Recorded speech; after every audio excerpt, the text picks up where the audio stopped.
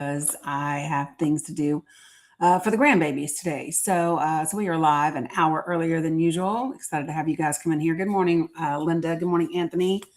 How are you? I'm rushing. This is not my normal hour to be on, so I'm trying to get myself together still. Good morning, Sue. Good morning. How is everyone? You guys are ready for this Friday? Good morning, Alice. Hey, Sharon. How is everyone? I am early, When Dixie. I put a thing out in the Discord that said I would be early today because Bella has a thing at her school, and so I have to. I'm going to go to her school, so I'm going to be off. Good morning, Ronald. I'm going to be off today at about 12:05, like literally in 3 hours. I'm going to be off so that I can go to the school and do what I need to do for Bella. Good morning, Blue Nevada. Good morning, Tech Lady. Conchita and Farah. Good to see everybody. Hello, Penny GF. Sandy, welcome. Good morning, Nan. How y'all doing? Y'all holding good? Yes. And I did see lots of things happening in the court system. And we continue to win in the court. And when I say we, I mean the people. The people continue to win in court, which is great. Good morning, Sunshine to Peach. Good morning, Lisa. Appreciate that one, Dixie. Good morning, Charletta. Good morning, Melinda. What's up, Nene? Hey, Mama Dukes.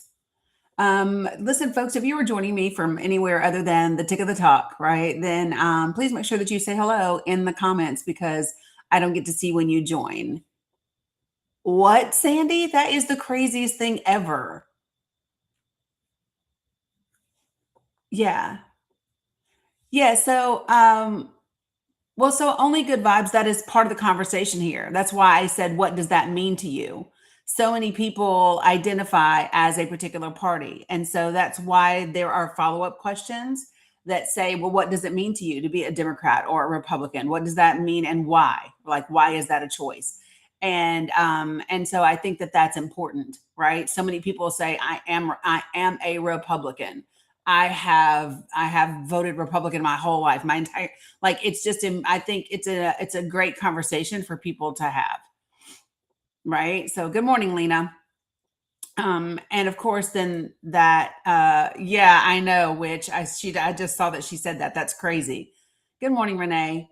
So good morning, M Tom. Good to see you over on YouTube. Sad independent Florida Dave, still, I would love to talk to you about that. Like and I think it's also interesting that we have developed so many names. I think that the political party has kind of like become almost like Christianity. There's so many different there's so many different ways to say you're part of the same thing. Oh, good morning. Thank you, Carla. Appreciate that. And so it's wild to me. Green Party, Working Family Party, Tea Party, For the People Party, uh, Democrat, Republican, Libertarian. You know what I mean? Like there's so many different things, and I'm wondering if the labels aren't doing us more harm than they are good, right? And so for me, I vote based on policy, and wherever that policy takes me is where I end up voting. And because for me, my policy is driven typically by what's best for most people, um, I lean towards that. And so that means that I usually end up voting Democrat, right? It's been a long time since I voted Republican, but I have, and so I think that that's one of the reasons why it says, how do you identify? Um, well, hey, Tim Ratliff, good morning. And so, like, Dave, if you want to come up and talk about it, you're welcome to join the panel. Um, as we get folks in here and we have a chance to chat with each other, let me go ahead and level set, and then I'm going to bring people up on the panel, okay? So if this is your first time with me, please put a 1 in the chat. We're just getting started, so maybe not that many new people yet, but let me just level set so that everyone knows. In this space, I ask for 4 things and 4 things predominantly, right? Number 1 is to be respectful. Welcome, Denise. Good to see you. Cindy, we know you are not new. Good morning, Mel Gray. So number 1, be respectful. And that doesn't mean just one way or another. That's like across the board, right? Good morning, Dirty Bad Bloggers. Number 2, don't use slurs of any kind. If you use slurs in this space, you will be muted and booted from this live. Now, number 3, do not spam my comments. Don't say the same thing 550 times. Good morning, Amy. And so that's important because it's not good for the algorithm or good for conversation in terms of like being able to pay attention. And then the last one is do not type in all caps. And the reason for that is because all caps are reserved for my moderators and my folks that are vision impaired. Okay, so as long as you can do those 4 things, we're going to get along just fine. So, hold on, let me see. What's your name? Namaste, Lynn. So, Kathy, let's talk about it. You think it's a stupid discussion.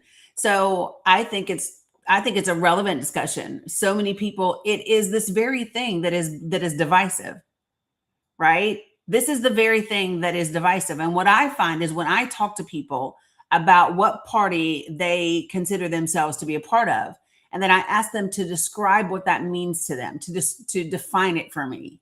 What I find is that people end up realizing that the Republican and the Democratic parties, or at least the people who say they are part of those parties, have more in common than they don't. But the thing is people will just stay at the label surface and they don't dig any deeper than that, right? And so it's really important. Yeah. And we can have a conversation about libertarians as well, right? And so I think it's just really important that, because the parties have been weaponized, right? In conversation, as soon as some people hear Democrat or Democratic or Republican or Republican, you see them people just shut down, or they get defensive or they get offensive, right? And so I think talking about what those labels represent and identifying exactly what it is about those parties that makes you want to identify as that is a productive conversation, especially before we get to the midterms, right? Especially before we get to the midterms. So here's what I'm going to say. I'm about to open the panel. Okay. Like I said, we do be respectful, no slurs, don't spam my comments, right? Don't type in all caps. We're going to be fine. So when I bring you up to the panel, do me a favor and just put yourself on mute until I get to you. Okay. That's it. So would love for you all to be part of all of you guys that are in the comments that are just chatting away, would love for you to be part of this discussion. Okay. And yes, we are also going to talk about some of the other things that are happening in the news. I talked about Pam Bondi and the cabinet a lot yesterday. And of course, we'll end up circling back and touching on some of those things as well. I just think that this is a necessary conversation in the way that I want to facilitate it. I don't want to argue about who's better. What I want to talk about is, why are you a part of the Republican or the yeah, okay, Bao. We'll get to that if I have time to do some role play this morning, okay? So so when I bring you up, please put yourself on mute until I can get to you, okay? Appreciate it. Awesome, awesome, awesome. Well, it's doing that funky thing again. Okay, it's taking a second. Okay. Good morning, Rant Man. How are you? How are you? How are you doing? I am fantastic, my friend. Good to see you. Hey, well, first of all, hope you're doing well, and I like the topic a lot because I'm with you. I don't know when I was a registered Republican until the infamous Iraqi freedom with Congress decision to have everyone lie, and Congress agreed, and that's when I switched over. Mm-hmm. It was at that time that was the biggest corruption that I had ever witnessed in terms of people just going along with the narrative to, for probably oil and revenge. But I will say, non-apologetically, that if you are a MAGA voter, I do not believe you understand the word conservatism or what a Republican is, because there is no identifiable trait that goes back to what the Republican Party used to be. It used to be fiscal conservatism, no taxes, family values. I know it's a general term, and that was it. Yeah. That was it.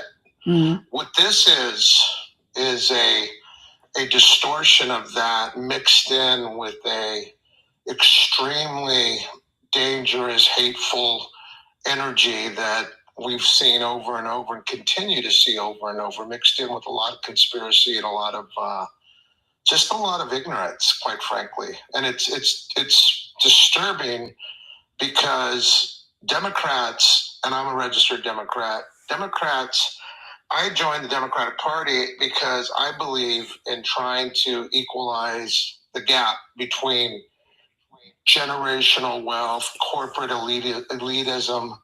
The barometer has been demonstrating that people that are getting richer and richer and richer and richer, we're talking about CEOs making 700 times what they made in the 1970s. Yeah. And it's gotten so bad with these new elitist oligarchs that are coming in, especially the Silicon Valley bros, tech bros. Yeah. These guys, and I mean this literally, these guys hate the idea of regular folk improving their lives. They hate immigrants. They hate government, and they don't want anything more than absolute power and the abolishment of the federal government and programs. And it's just sad. And I think the Democrats need to not just, and there's plenty to talk about with Trump and his cronies, but they have to push the things and values that affect red voters, that affect red states, because it's going to be tough. Yeah. Red state MAGA Americans do not understand that they are voting against themselves to the point of poverty. I mean, look at the tariffs, the farmers. It's going to get harder and harder and harder for those people in those states because they get impacted the most to make a decent living. And, the 1970s are gone, man. Reagan ushered in this whole machine in a different vein. And, that was the beginning. Yeah. That was the turnaround where to be a hardworking American and be able to afford a home like my dad could and put his kids through private school and have one income, those days are gone. Yeah. And with AI, we may never see jobs like that being able to sustain a family. And I'm just hoping, and I'm sorry I'm talking a lot, but I think I'm making good points. By the way, I'm hoping that Democrats will find their way to message that is the only party that truly stands for wealth equality. And, we need to champion that and push that despite all the crap that's going on right now. It's never going to happen under capitalism. Okay. So hold on, the violator. Hold on. Your turn. You were next. You're next. So just give it a second. So I agree with a lot of what you said. Most of it. One of the things though that I think is a challenge is I don't think that people see. Doesn't matter if it's true or not. I don't think that people see that the Democratic Party represents policies that are good for the people, that are best for the people. And I don't know if that's a breakdown in their messaging, right? But I think a lot of people feel like, they look at the Democratic Party and say, well, what have you done for me lately? And I put part of that when we talk about the last administration. I think part of that is because they did a really horrible job communicating to the general public exactly everything that the Biden-Harris administration got done with the Infrastructure Act and the Chips and Science Act and all of those different things. And so I think had those things, if they had spent less time focusing on Donald Trump and more time focusing on the things that they'd actually gotten accomplished, people might have a different opinion.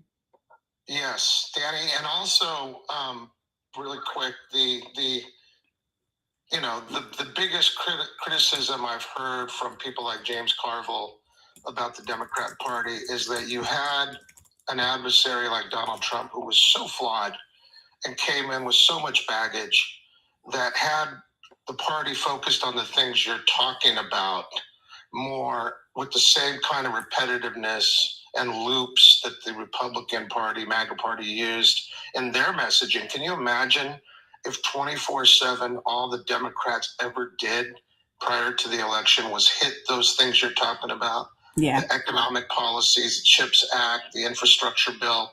And your guest mentioned, and I know he wants to talk, and I appreciate him waiting. And this is a whole nother discussion, but I will just say this really quick. Capitalism is a very convenient, I don't want to say excuse, nor am I suggesting he meant it that way, but you can't just put under the veil, well, it's capitalism. Capitalism can be regulated. Capitalism can be controlled. Capitalism is a very broad term that the tentacles reach out, not just to Wall Street and what happened with the financial meltdown under Obama, but it also reaches out to middle America. It all reaches out to people that are unskilled laborers. Capitalism drives everything, yes, but there can be so much refinements made with capitalism. Yeah, and I agree. I think so. I'm always careful when I talk about capitalism because whenever we identify something and the violator, you are up. So whenever we talk about things and we demonize just like one particular word, like capitalism, or the way that some people want to like demonize AI, right? And I'm not a huge fan of AI, right? I think that if it were being utilized by people who put by individuals who put the people first, who utilized AI to do some of the menial things that and free up people to actually kind of tap into their best selves. We could do some incredible things, but that's not what they want to do. They are using it to be able to lay people off work. And to get rid of staffing when they don't need to. They are using it to replace people in areas where they can, and to capitalize on the talents of people, right, from an artistic perspective. So I think so with capitalism. Here's my thing. I think for me the problem isn't just capitalism. The problem for me is vulture capitalism, which is what is being practiced today more so than anything else, right? That's my thought. I'd like to address what I said earlier. When Sure. I said it's not going to happen under capitalism, my point is that when you give them an inch, they take a mile. We have gone through this loop with workers' rights before. 100 years ago, approximately, people were being abused and mistreated. Children were being forced on the line to work. We had to fight as a group. The proletariat had to advocate for themselves, right? And so then things shifted, right? They adjusted. They had to redirect ways to get this revenue that they were losing, and they found a way to do it with the prison industrial complex, right? And other forms of basic indentured servitude that exist under capitalism. They just rebrand and move along. We are dealing with technocrats right now who control the means of communications. They own a monopoly, and although there are multiple platforms, they get together and make decisions that are not voted on that affect all of us. That in and of itself is a problem with capitalism, is that no matter how much regulating you do, no matter how much advocating you do, they regroup and they rebrand and they just do it again. So and this is the ultimate problem. So here's what I would say about that. Go ahead, finish.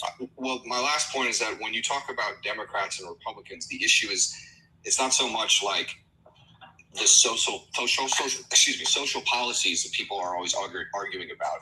Those are a distraction. The real issue is the lack of funds in this country being spread properly. It's all centered in this class of people that we found out recently like to use us as playthings, right? And so this is why I'm even more reinforced in my belief that this system is not for us.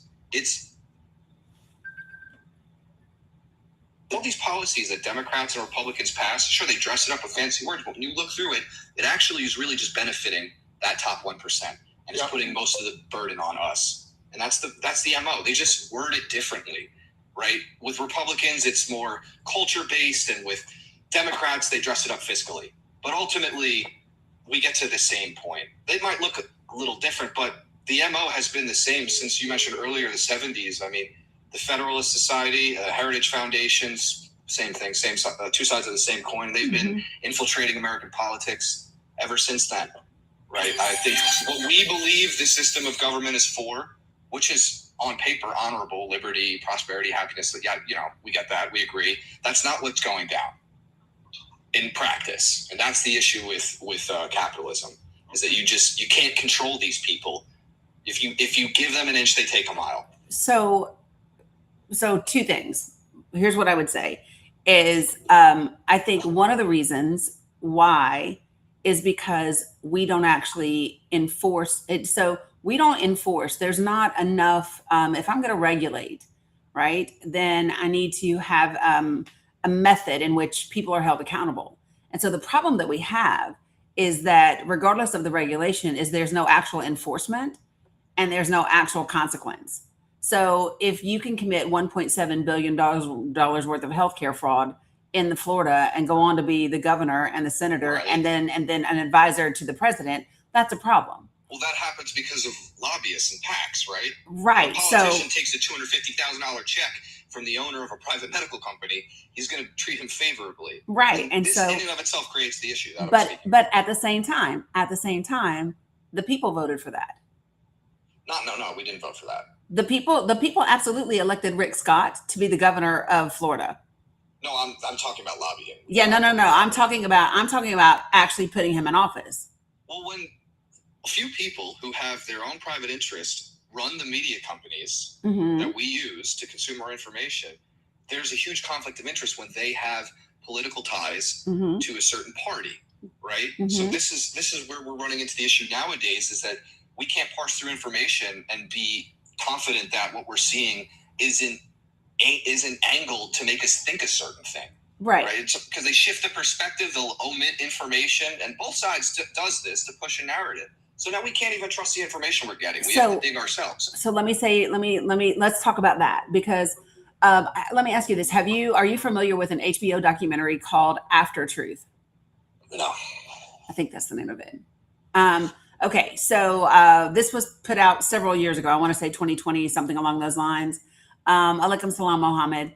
And they were talking to, I'm sure you know who, oh my God, why is his name skipping my mind? Hold on one second.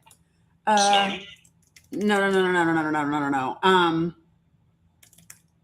There it is. So the name of the full name of the documentary is called After Truth: Disinformation and the Cost of Fake News. And it was a 2020 documentary. And Jack Berkman is the person that I'm referring to. Familiar. Okay, so Jack Berkman is a huge Republican lobbyist dude. Like, he's one of the most well-known that there is. And he's in this video, and he talks about the fact that, yeah, they know they are lying to people. And he said, listen, if we don't do it, the Democrats are going to end up doing it. So we do it first, and we do it better, and we do it more. And so while I would agree that there are issues on both sides, I don't see the same level of disinformation and misinformation coming from both parties. No, that's not my claim. I'm saying that when the system that we have set up, like the people who control the media, their narratives change. Like the CEOs who run Target and Walmart. I remember when Obama was president and it was Pride Month, they all were about it. They're all about the branding when it's profitable, right? When it earns them money, they support the cause. They saw a flip happen with Trump, and they hopped on the bandwagon. Their morals are not there. It's not about being morally superior. It's about making enough money to claim you're morally superior and buy the ads to make everyone think that you're morally superior. So let me ask. The issue. It's pay to win politics. So let me ask you a question. So, and I understand that part. I understand all about lobbying. I understand Citizens United. I understand it all. So I guess for me, the question would be, what do you believe is the solution, the immediate solution? We need to lean more into social democracy. So how does that show up in the midterms? By voting for people that don't take money from AIPAC first and foremost. If we want to get rid of military-industrial complex influence, we cannot be voting in politicians, regardless of party, who take money from the military-industrial complex. You're just not going to accomplish anything by doing that. Well, I would add to that the list. One indicator, and then beyond that, I mean, if you have certain social issues that you care about, that would vote along those lines too. But I'm not going to sit up here and tell people how to vote. Beyond, don't vote for someone who gets money from AIPAC. If you care about America and you want to see world peace, don't give money to AIPAC.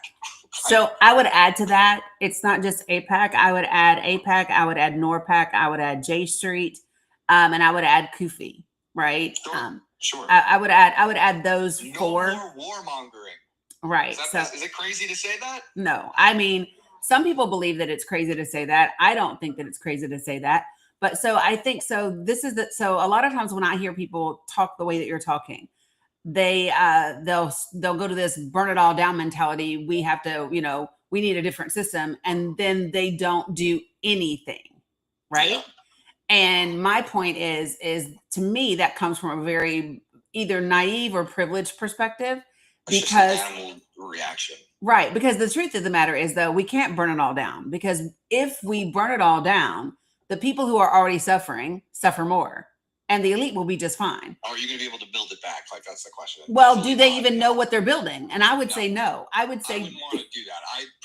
I want to go down the path that doesn't involve the stopping of logistical lines. I want to be able to go to the grocery store throughout all this turbulence and get my food. I don't want to wait on a line for water or food or gas. Like, that's right. And anything that involves, storming the Capitol, taking out leaders, or some sort of political violence would end up with that. So no, I don't advocate for that. But what I do advocate for is accountability. Like, when people are committing crimes, caught or suspected, we need to do investigation. We need to uphold the law across classes. We can't let CEOs get away with financial not turbulence, but 2008 is a great example of what I'm talking about. These people walked away with a slap on the wrist. Meanwhile, so many American families lost everything. Shattered. They lost everything, 100%. And how do you rectify that? Just slap them on the wrist and add, a little regulation here.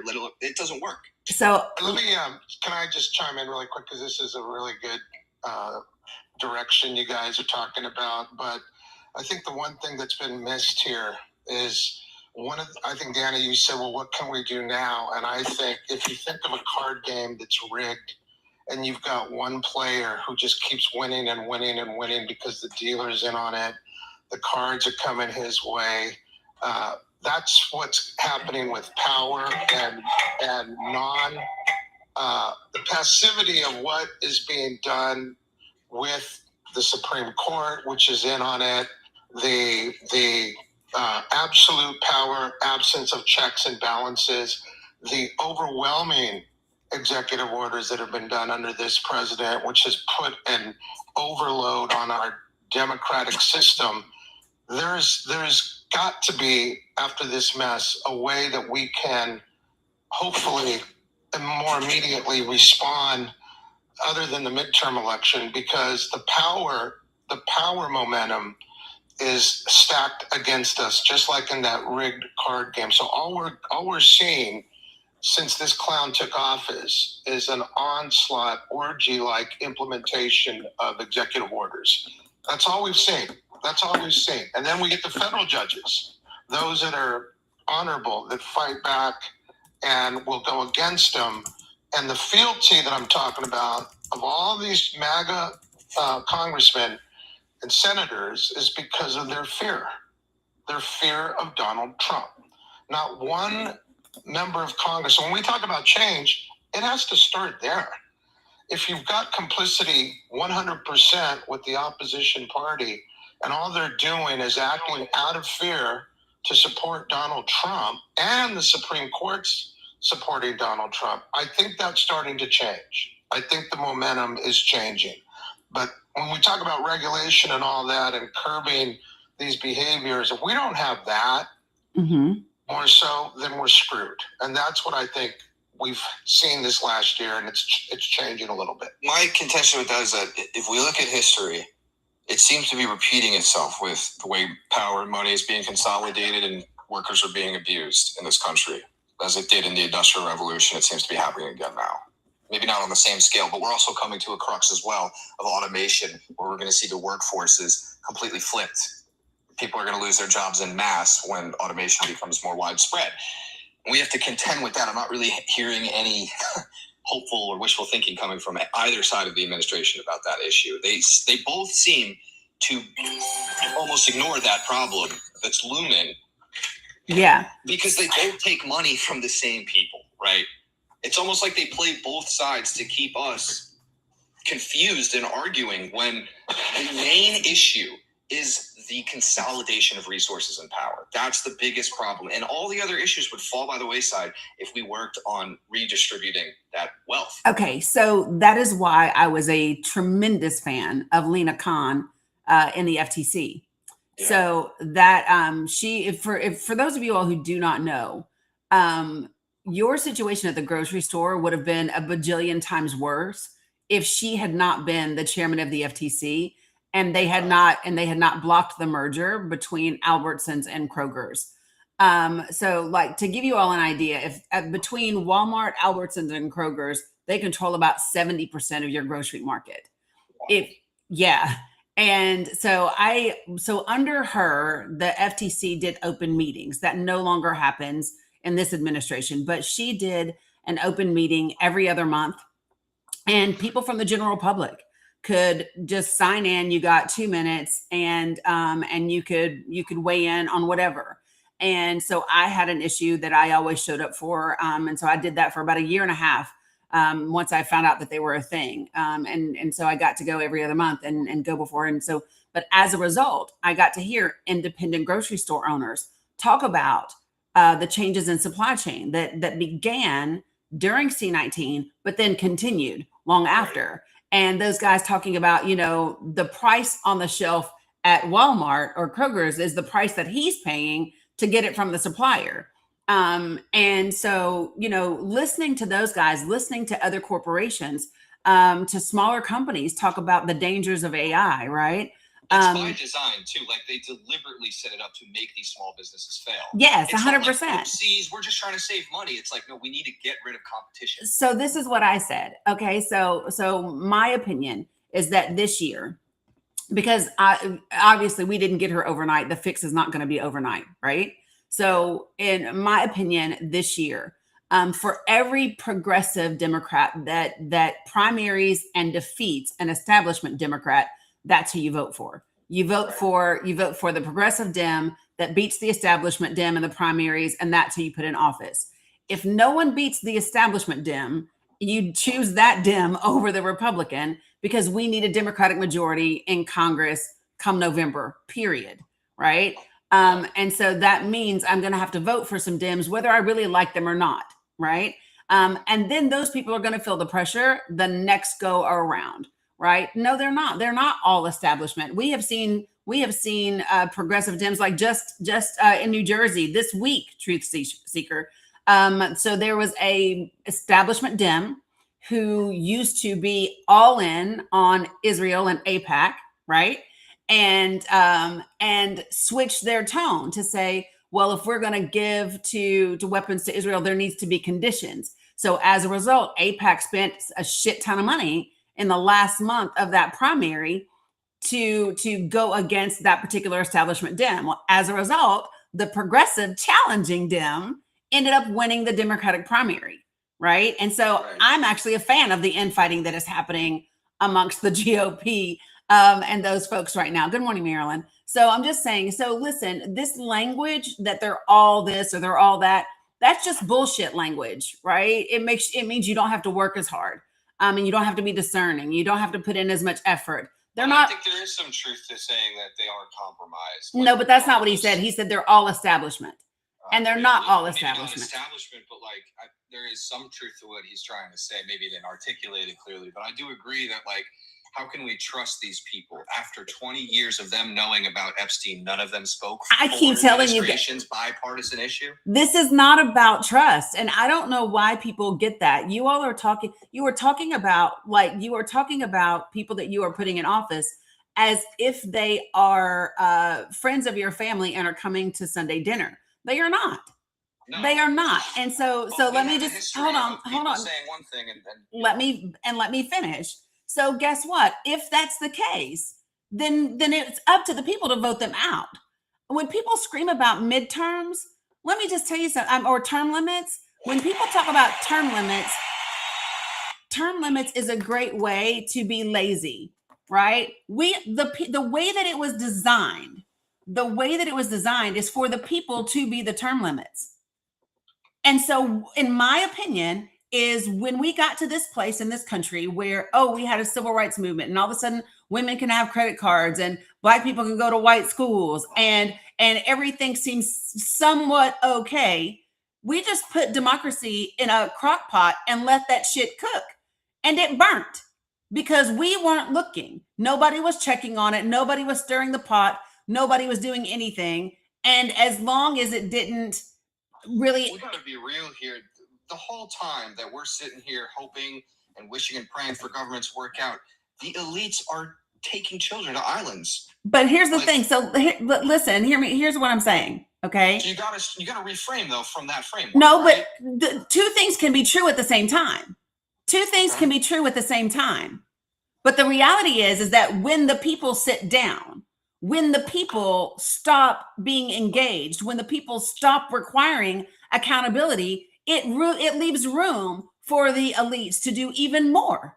And that's the point. And so, like, here's my thing. We have to take accountability as everyday people that we put democracy in a crock pot and that shit burned, period.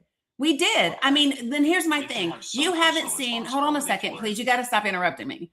We have to see something different where we see engagement with the people that are in office and the people. There was a time when your politicians, the people that represented you, actually came into your district. They, you knew them. They took questions. Like right now, you can't even directly email your senator. The only way to contact your senator is through a contact form on their website, unless you find someone who happens to be able to give it to you. Like there are barriers now between us and our representatives, and that should not be the case. And so the bottom line is that we have to become responsible for who's in office, the fact that we put them there and we didn't vote them out. You don't like the fact that, you know, Chuck Grassley is 92 years old, vote his ass out. Like really, like real talk. It's not that simple. Hold on a sec. I got to scoot, Dani, but can I say something? And then wish you guys a good day. And I really enjoyed listening to this. I'm going to Zion Park with my girlfriend in a few hours, and I'm excited to get away from this. But real quick, so I love what you guys are talking about. I agree with all of it, and you make great points. I will say that I think what people don't understand is how propaganda can masterfully be used when you have a wide base of people who don't question propaganda. They accept it. They roll with that. They do not care about facts. It is all conspiracy. It's the demonization of people, i.e. immigrants, Democrats. I mean, if you ever read any excerpts of Pete Hegseth's ridiculous book about Democrats and hear Trump's characterization, his whole flipping minions up in the cabinet, they create a level of hatred and blame to a party that is hard to eradicate that when you got people that just don't think. I don't think that people just don't think. Let me say this, Rant Man. I hear you. I know you got to go, but just follow me. I think that it's multiple things. And so let me give you this. I don't think that it's people don't care about facts. I don't think that. I don't think that it's just that people don't think or that they aren't critical thinkers. Listen, you know, it is wild to me when people talk about country folk and as if they are not critical thinkers. And I'm like, have you been to a farm? Listen to somebody talk to you about agriculture. They absolutely can critically think. But here's the thing. I think when you can, and I have said this for a long time, when you can keep people living paycheck to paycheck, when you can keep them worried about paying for their rent and feeding their children and getting medication and all of those things, it is very difficult. You can get away with as much misinformation and disinformation as you want to. I know people that would love to be engaged. And when we find that window of time, right, and we talk, they're like, holy shit, I didn't know that. Tell me more, right? So I agree with you that there's a ton of propaganda out there. I agree that makes it harder and more difficult. I also think that it's because of exactly what's happened financially for people. So that is why it's so critical for us to begin having these conversations with the people that are in our circles of influence. They are more likely, and not from an argumentative perspective, not from a listen. You tell somebody they are voting against their own interests, they no longer want to talk to you because now you have pretty much said you're a dumbass.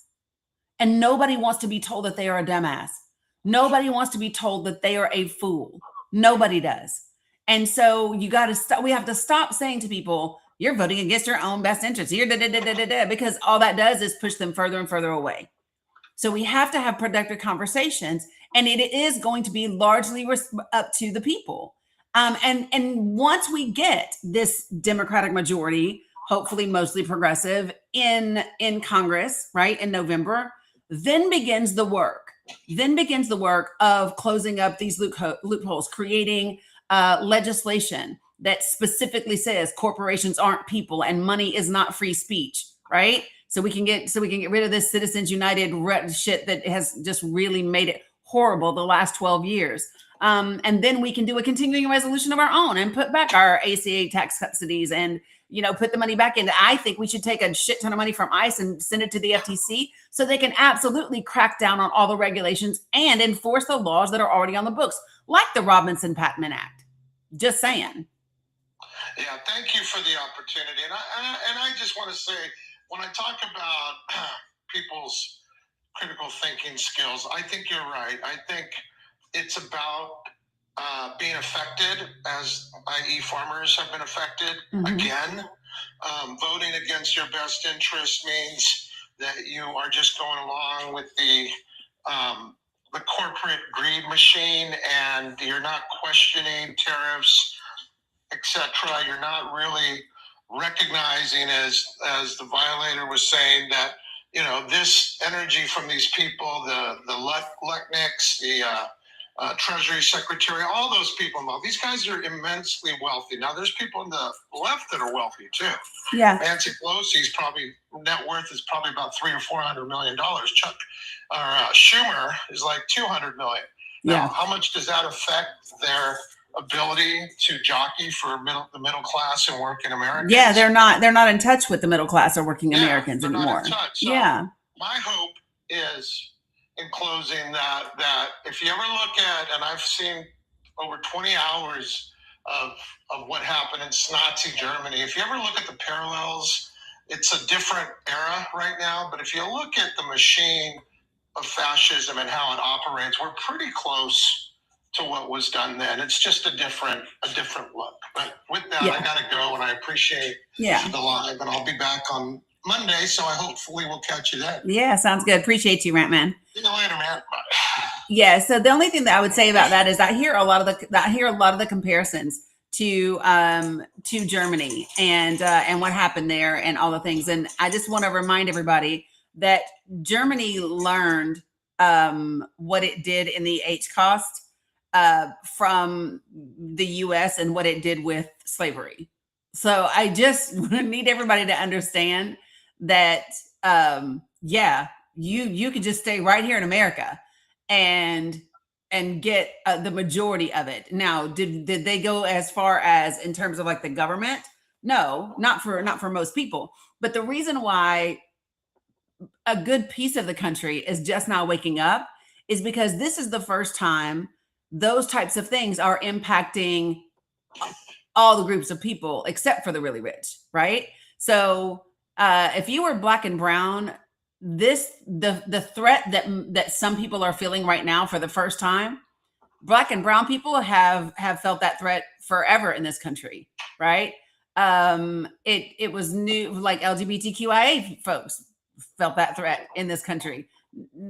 You know what I'm saying? So right now what's happening is there are groups of people that are, for the first time ever, going, oh shit, the negative things that are happening in our government could actually have a lasting, significant impact on me and my family. And now people are paying attention.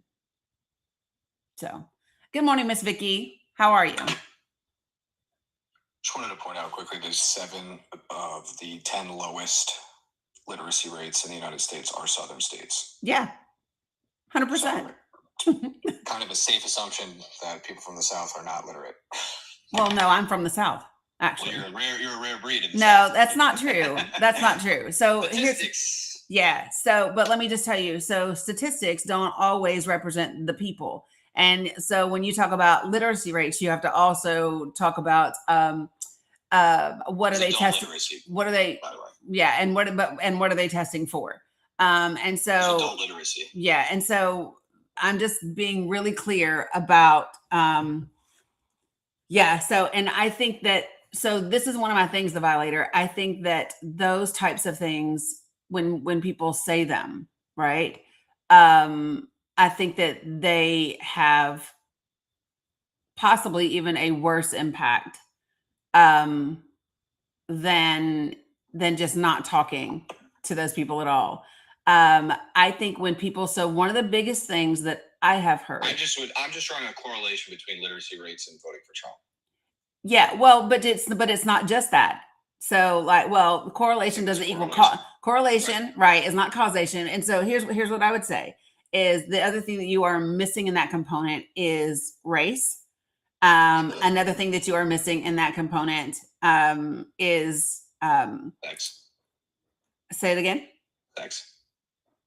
Oh, yeah. I'm just Not literally male, female. yeah. So yeah. I'm just saying, yes, you see all the Southern people going, what? So this is just what the statistics are for literacy rates among adults in the United States. Like the top one is New York, but I would imagine it's because it's the most densely populated, followed by California. But it's also because of diversity. It's also there's a lot of different things that impact kind of what's happened in the South. Yeah, I mean, we can agree that low literacy rates usually spell bad for education. Yeah, 100%. And it's usually due to the fact that, right, Cheryl, they don't fund their education. So I think that when they don't fund education, and in the South, we also don't have unions, right?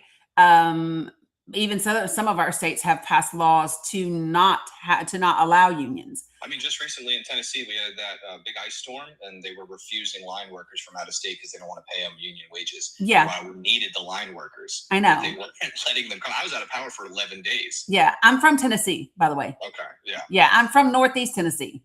Okay, I'm in Nashville. Yeah, so like even you're in a whole different kind of Tennessee than I was raised in. Everybody thinks that Tennessee, an hour outside of the city, it's completely different. Yeah, but it's still not like it is where I'm from. Listen, most people think that Tennessee ends at Knoxville. I'm from east of Knoxville. I'm from the Tri-Cities area. So state. I had to drive 10 hours through North Carolina, and I kept thinking to myself, am I in another state yet?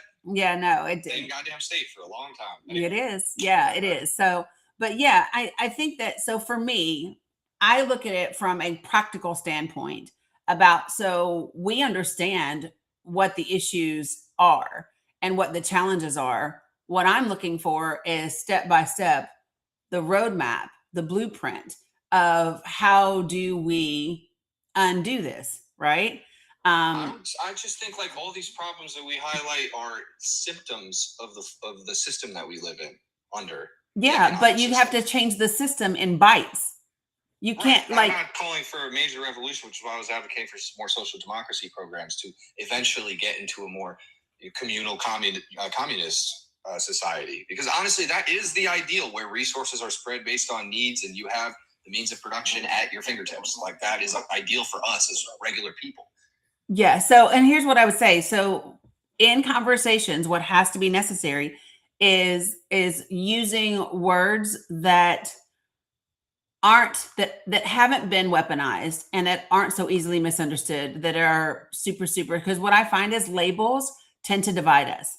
If I talk to people about how they would ideally like for things to be done, there's more agreement than there is disagreement. But as soon as you put a label on it and say that it is socialist, or you say that it is democratic, or you say that it is whatever, right, then that becomes a very divisive thing. And so my goal when I talk to people, because I don't belong to a political party, and so my goal when I talk to people is, how do we create the country that we desire to have, period. And that's kind of my focus.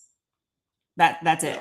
And so, and I want to do it in a way that is practical and pragmatic and is able to actually accomplish the things that we are setting out. Yeah. I just don't know if we'll be able to accomplish these things under this framework. Like, Yeah. I think history has showed us that, like, anytime we come close, we get hindered down the line. Like you said, we leave it in the crock pot. We think we've done enough. And meanwhile, they've been putting arsenic in the food the whole time. Yeah, Slowly but surely when we're not looking. I think right? history is a good teacher, but history doesn't predict the future. And I think that people have to. This has to become a. Right now, people don't engage because it's not fun. It's not. It's not.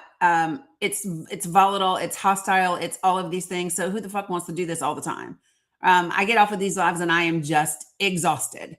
And so I feel like when we change the temperature and the environment surrounding policy and the discussions around policy and how they impact people, then we change things and the way that the whole society works. And so what I'm not going to do is say, oh, we're never ever going to get all the way there. Nope. I can't go all the way there. I am not there. I have to focus on the right now, the present moment, and what's the most immediate thing, right? And then as I get halfway to that most immediate thing, then I analyze and say, okay, what will be the next immediate thing after this one is done? And so it's just one bite at a time, and not getting too far ahead is my thing. So, but I do appreciate you weighing in and joining. I hope that you come back. I'm going to move to Pamela, and then I've got Mr. Fear. So folks, when I bring you up, do me a favor and put yourself on mute until I can get to you. That would be fantastic and amazing. And then that way we can have productive conversations and move right through. I do want to go ahead and say that I do have a hard stop today at 12:05.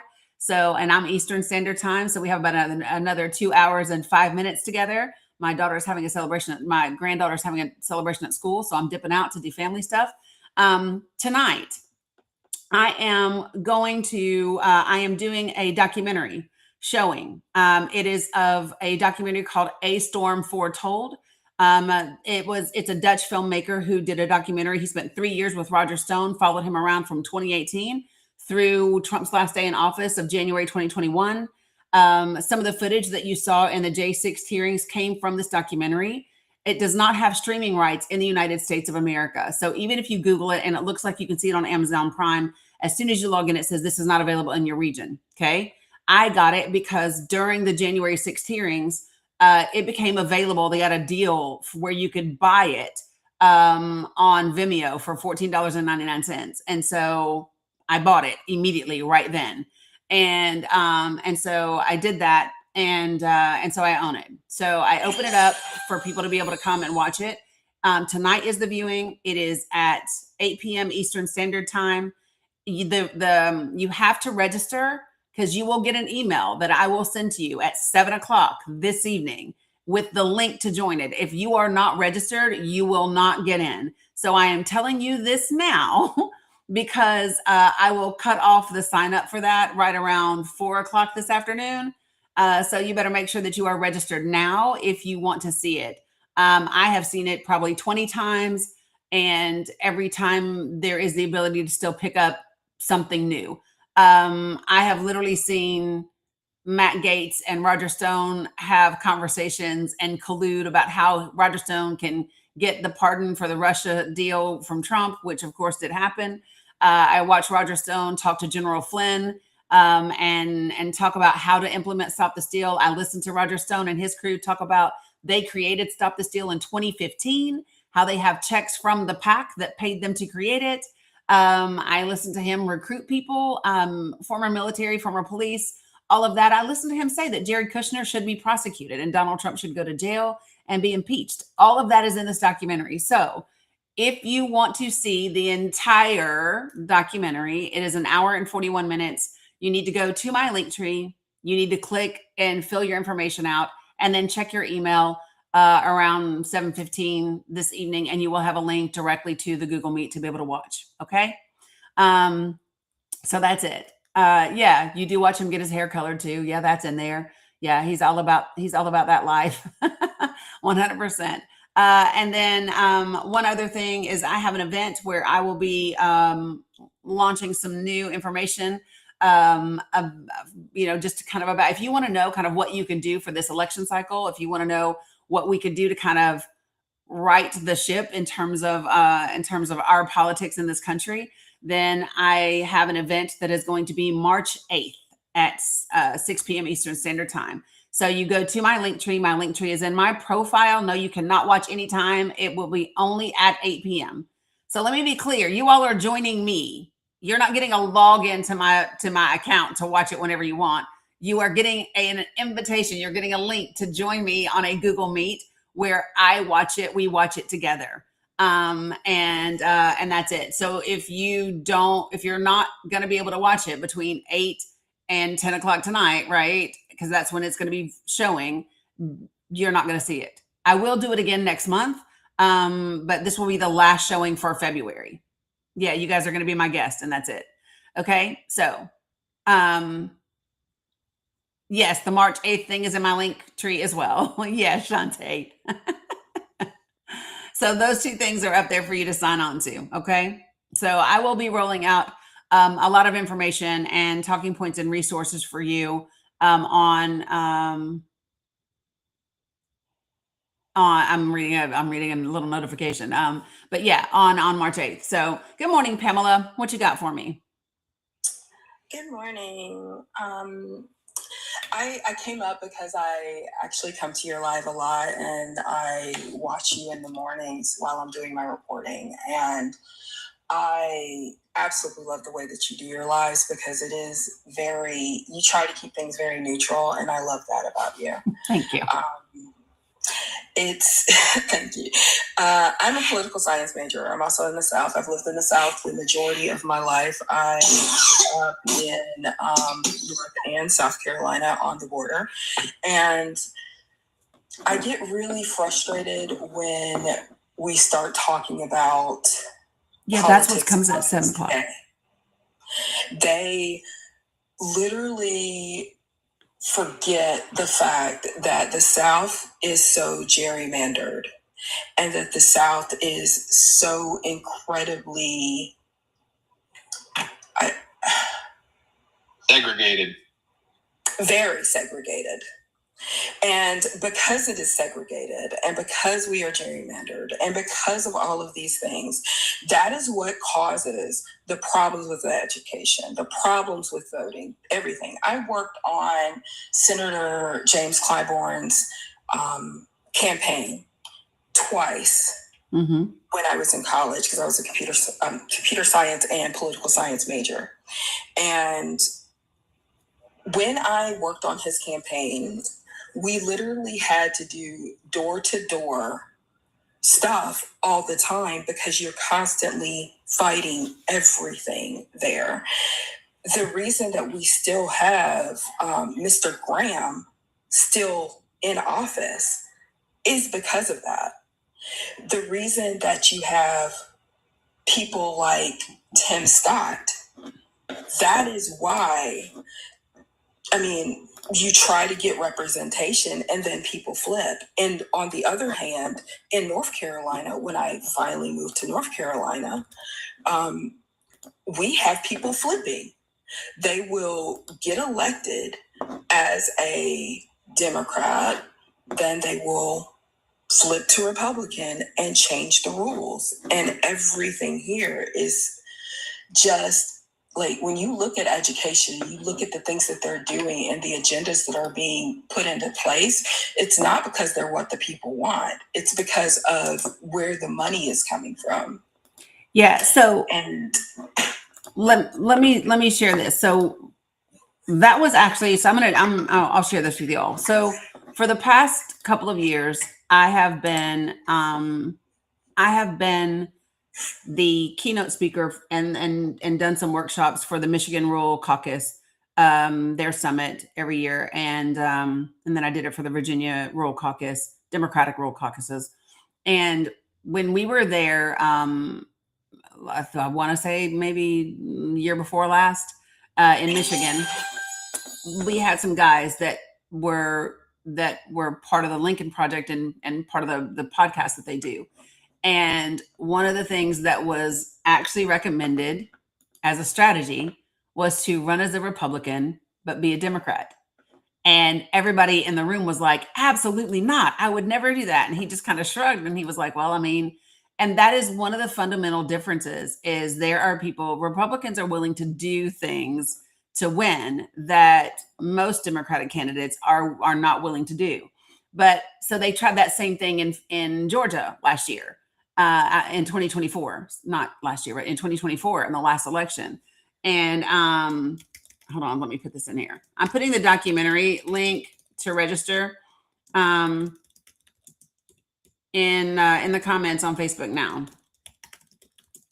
And so I think, but one of the reasons why it wasn't successful, so they can register as anything that they want to. However, they cannot lie about, I don't know that they can't lie, but there's certain like regulations about what they can or can't do. And so when you go to the actual website and read what the policies are and what the candidate is saying and what the candidate is pushing, it was immediately apparent that that this woman was a Republican, right? Running as a Dem. And so I think that that's the part that we have to start to make it easy or easier for people to access information about the stances of their folks. Yeah, it's at the very top. It literally says in all caps, it says Roger Stone documentary registration. It's like one of the first 5 or 6 links in the link tree.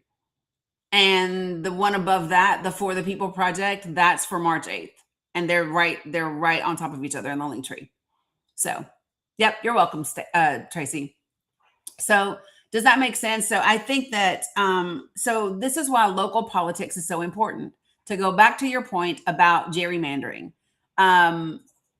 that's a state, we have to be on top of our local and state officials when it comes to gerrymandering. It is a fact that there was a piece of legislation in Congress that would have made gerrymandering illegal anywhere in the country. Guess which party blocked that piece of legislation? Anybody care to guess? Oh, it's definitely Republican. Yeah, it was the Republican Party. The same people that blocked the resolution that would have allowed them to put the ERA into the Constitution. Same people. And so, but it's having that conversation. So when I talk to people, it's not to demonize one way or the other. It's just to say, okay, well, this is the fact. And so for me, if I were a woman, and I am, but if I were a woman that was upset about my rights and had a Republican representing me in Congress, this is the time to pick up the phone or send out an email and say, hey, I would like to know why you voted against removing the, because what it is, so I don't know if you all know this or not, but you have 10 years once a bill has passed for it to be ratified in order for it to be added to the Constitution. It took until 2020 for Virginia to be the 37th state to ratify the ERA to give women equal rights. It took that damn long. This thing was passed in 73, you guys. It passed in 73. So we could not get 37 states in this country by 1983 to ratify that amendment for women to have equal rights. And now, because that 10-year window has passed, there has to be a resolution to get rid of that 10-year requirement in order for it to be added to the Constitution. And it is the GOP that blocked it 100%. So why aren't women asking all of their GOP representatives, why don't you want me to have equal rights? Because they don't. If they did, then they wouldn't have blocked such a simple thing. Right? So I would like to say this though, even when you try to do those things, that's not how it works here. You can complain you can call and you can get a mailbox that is full. You can go by their offices and try to see them, but they don't have office hours. They're not going in. We literally in North Carolina have not had a legislator in effect. Like, they've closed down. They're not voting. They're not passing a budget. We still don't have a budget for last year because they're refusing to meet. So let me just share with you. So I have a strategy about dealing with elected officials. So I will email an elected official once and I will ask for a response in 5 to 7 business days. Reasonable, right? If I do not get a response, then I'm going to email them again. But the next time I email them, I'm going to also plaster it across all my social media platforms and I'm going to tag them in it. And then I'm going to tag the local news organizations. And I'm going to ask for a response in 3 business days. If I do not get that, I'm going to do the same thing again. I'm also going to do a letter to the editor. And the editor to the letter, the letter to the editor is going to state exactly those things. And I'm going to have the receipts and I'm going to post my email. Unfortunately, sometimes the only way that you get them to do what you have elected them to do is by holding them accountable and publicly shaming them. And so that's. I definitely agree with that. So the thing is that the average person, like you and I, might do that because we like political lives, and I don't like political lives. Major, but well, I mean, I'm just saying, but you're definitely talking about politics. So the only reason I'm talking about politics is because I care about people. So this was what I came to understand. If you want to help people, you end up at politics. That's where you end up. That's true. That's very true. Yeah, so politics actually affects your entire life, everything that touches you. Everything. And people just don't realize it. Right. And so that's why I'm here, not because I love this damn discussion. It's because I get what you're saying. I know. Is that the rest of the world doesn't do it, so you can do it personally, but it doesn't. The reality is that, like you said before, the average person is out there working every day, out there with their kids, doing different things. They don't have the time to do that. And so this is when community becomes important. So first of all, they do have the time. They might not have the bandwidth, but they do have the time. That's true. And and so this is why I keep talking. This is why I keep saying that the community is so important. Having conversations within community is critical. Because I can promise you, as much as people love gossip and ooh and uh-oh, go ahead and post on your social media and tag your representative and post your email and say, I ask you for a response. This is my 3rd time. Your friends are going to pay attention. The people that are your friends on social media are going to pay attention and they're going to be like, oh shit. Well, listen, I am telling you all, this is how it works. It has to be within what is in our circles of control and within our circles of influence. Anything that happens out of that. And I talk about this all the time. So real quick, y'all know me. I'm going to grab a piece of paper real quick. And this is the way that I believe in handling issues. Because there's always a whataboutism. Always. There's always a whataboutism. Okay. It's 8 p.m. Eastern Standard Time. So let me show you. This circle is circle number 1. Circle number 1 is everything that you can control. That's what circle number 1 is. So what are things that you can control? Pretty much just you. You can put me in it, but that's about all you can actually control. Like whether I procrastinate, whether I manage my time, whether I am consistent, whether I am disciplined, whether I am kind, whether I am whatever, right? Those are the things that I can control, is me, okay? Then you have circle number 2, which is your circle of influence, all right? So what can you influence? You can influence your representatives, you can influence your neighbors, your families, your coworkers, your children. You can influence a lot, right? Your social media, your followers, your friends, all those people, your circle of influence is going to be bigger than your circle of control, right? And the 3rd circle, which I don't know what the hell happened to my circle right there. It looked like it got a little whatever. But the 3rd circle is everything else. And the 3rd circle is smaller than any other circle because it's everything else. So here's what should happen. In order to be productive and create the society that we deserve, 75 to 80% of our time needs to be spent focusing on circles 1 and circles 2. The problem is most people spend all their damn time arguing about circle number 3 that they can't do shit about. arguing about circle number 3 that you have no control and no influence over. And so when we think about it that way, from a just a very localized, a hyper localized idea, right? It's about what I can control, what I can influence, and then it goes from there. Even when it comes to our local issues. So you want to get rid of gerrymandering, you want to talk about those types of things. Well, okay, so let's start and let's talk on our local level and then our state level. And do you know that? So, for example, some of these boards, some of these committees, some of these things, they actually have laws and charters and regulations that say they have to meet certain times a year. They have to meet so many times a year. They have to do this. They have to do that. Listen, if it's important enough, you know, listen, I sat on the phone with Amazon one day for over an hour, and the girl kept telling me this was their third time not delivering me what I was supposed to get. And the girl kept telling me she couldn't refund me and send me my stuff. And I said, yes, you can. Yes, you can today. You can do both. And she said, no, I said, yes, you can.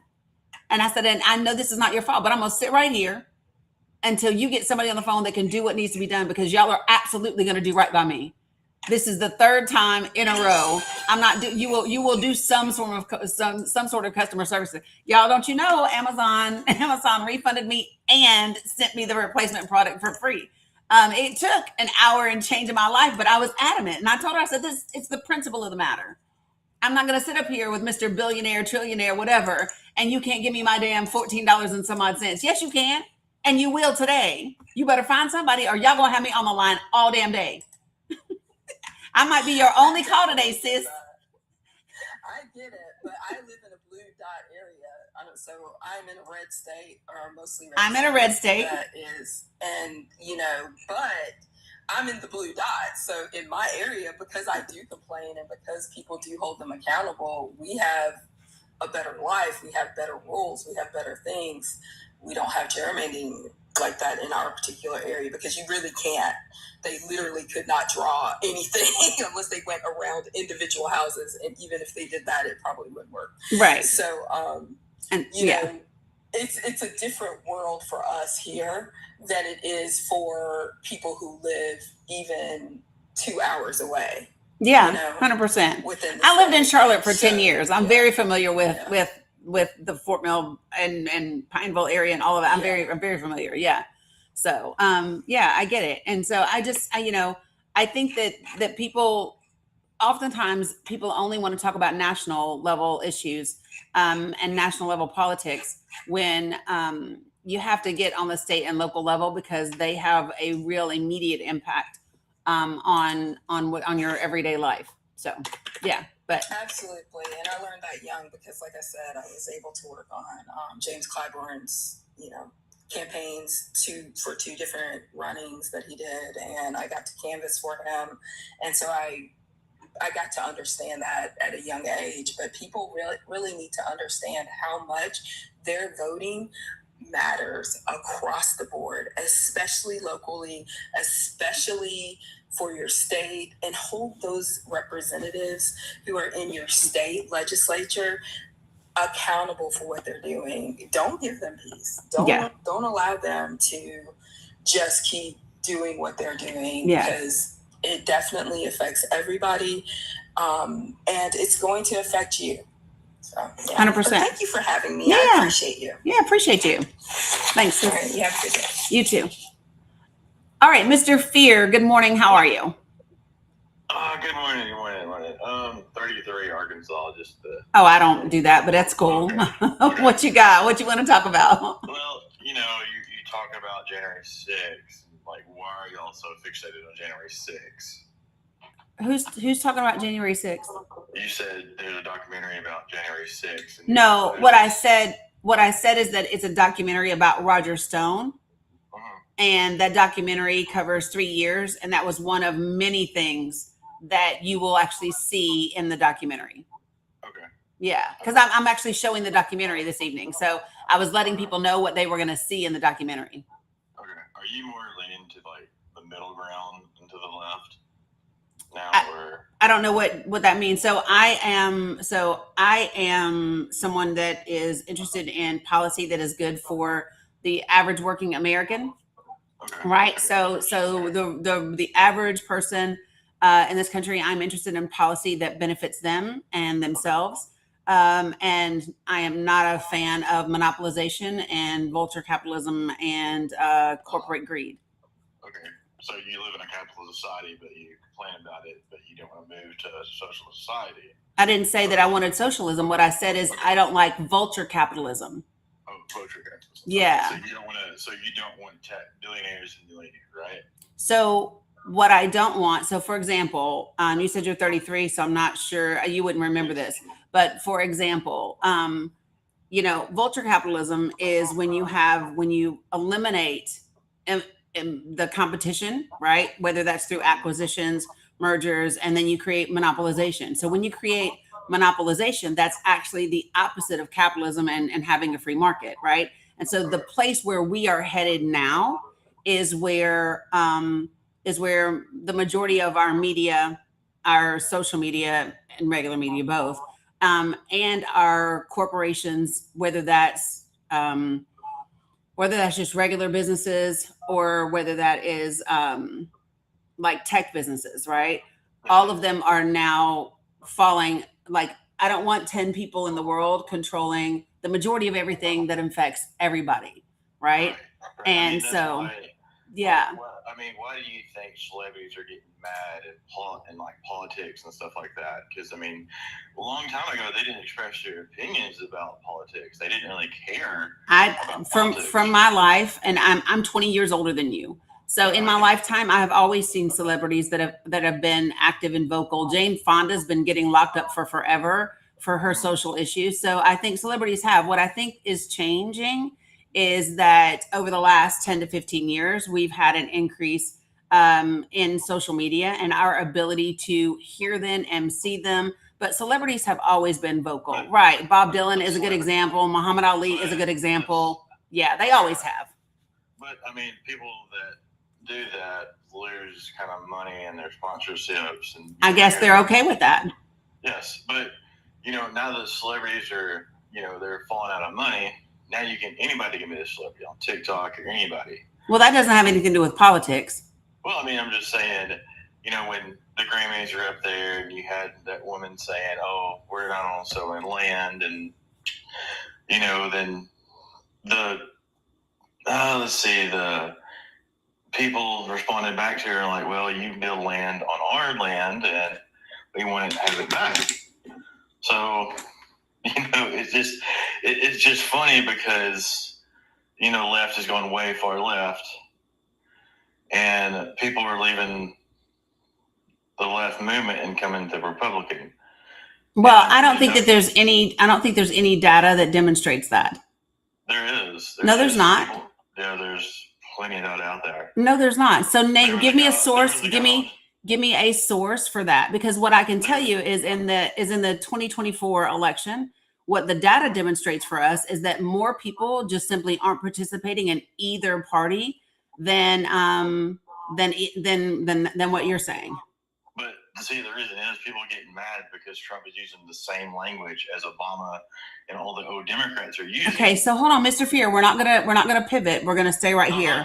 I'm just saying. Well, but you are. So we're gonna say, because you made a claim, and so here's the difference. When you're offering your opinion about celebrities and whatever, that's different because that's your opinion. But now you've made a specific claim, and so I am very fact-based and very fact-driven in the way that I do things. So you made a claim that more people are leaving the Democratic Party and becoming Republican. And so what I'm asking you for is a legitimate source that demonstrates that. Well, there was a guy on Joe Rogan, and he was for the left. He was always Democratic. And he's like, the left is going way far left. I'm leaving that party. That was one guy, though. There was many. Let's see. There was a guy on. No, but I'm asking for a source. I'm asking. A source. No. So let me be clear. So when I talk about and you're talking about Mr. Fear, please don't interrupt me. So let me explain to you what I'm talking about. Okay. Here's what I'm talking about. Is when we say something as a general fact applying to a large group of people, right? Right. We need the data to actually show that. And so here's what we know about the 2024 presidential election and since then. Okay. So can you do me a favor and not interrupt me? Because I do things very respectfully here. But you interrupted me, so again, I'm running it and we're gonna be respectful or we're not. Okay. So in the 2024 presidential election, here's what we know. We know that 77 million people voted for Donald Trump. We know that 75 million and some change, 75.5 million voted for Kamala Harris. Okay. And then we had roughly 83 Americans that did not vote at all. So we actually had more registered voters that did not vote at all than voted for Donald Trump or that voted for Kamala Harris. 83 million. And so let me finish my statement. Okay. So that would be a great indicator that those individuals that they haven't left the Democratic Party and become Republican, right? It indicates that we have a significant portion of voters who are just not voting, and that could be for. Can I? Oh, my bad. I'm sorry. Thank you. That those people who simply aren't voting, and there are several reasons why that could be. However, what we've seen since then, in every special election that we've had since then, we've actually seen the Democratic Party pick up 8 seats since the 2024 election. So what we know based on actual data is that Republicans have actually lost 8 seats since the 2024 election, and those seats are now held by Democratic representatives, right? And then we know, so for example, in Mississippi, this is the first time in history Mississippi's state legislature has broken their supermajority that was Republican. In Tennessee, which is where I'm from, you've got the Congressional District 7. 4 years ago, Congressional District 7 was plus 33 points for Republicans. In 2024, it was plus 24.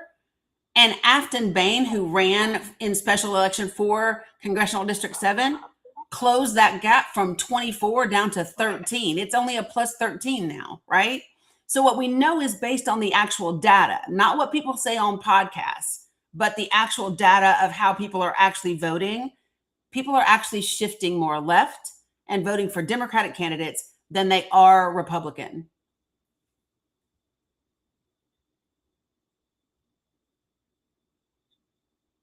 You can respond now.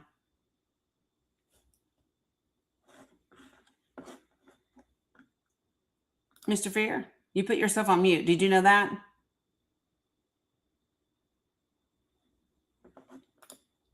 Mr. Fear, you put yourself on mute. I sent you an invitation to unmute.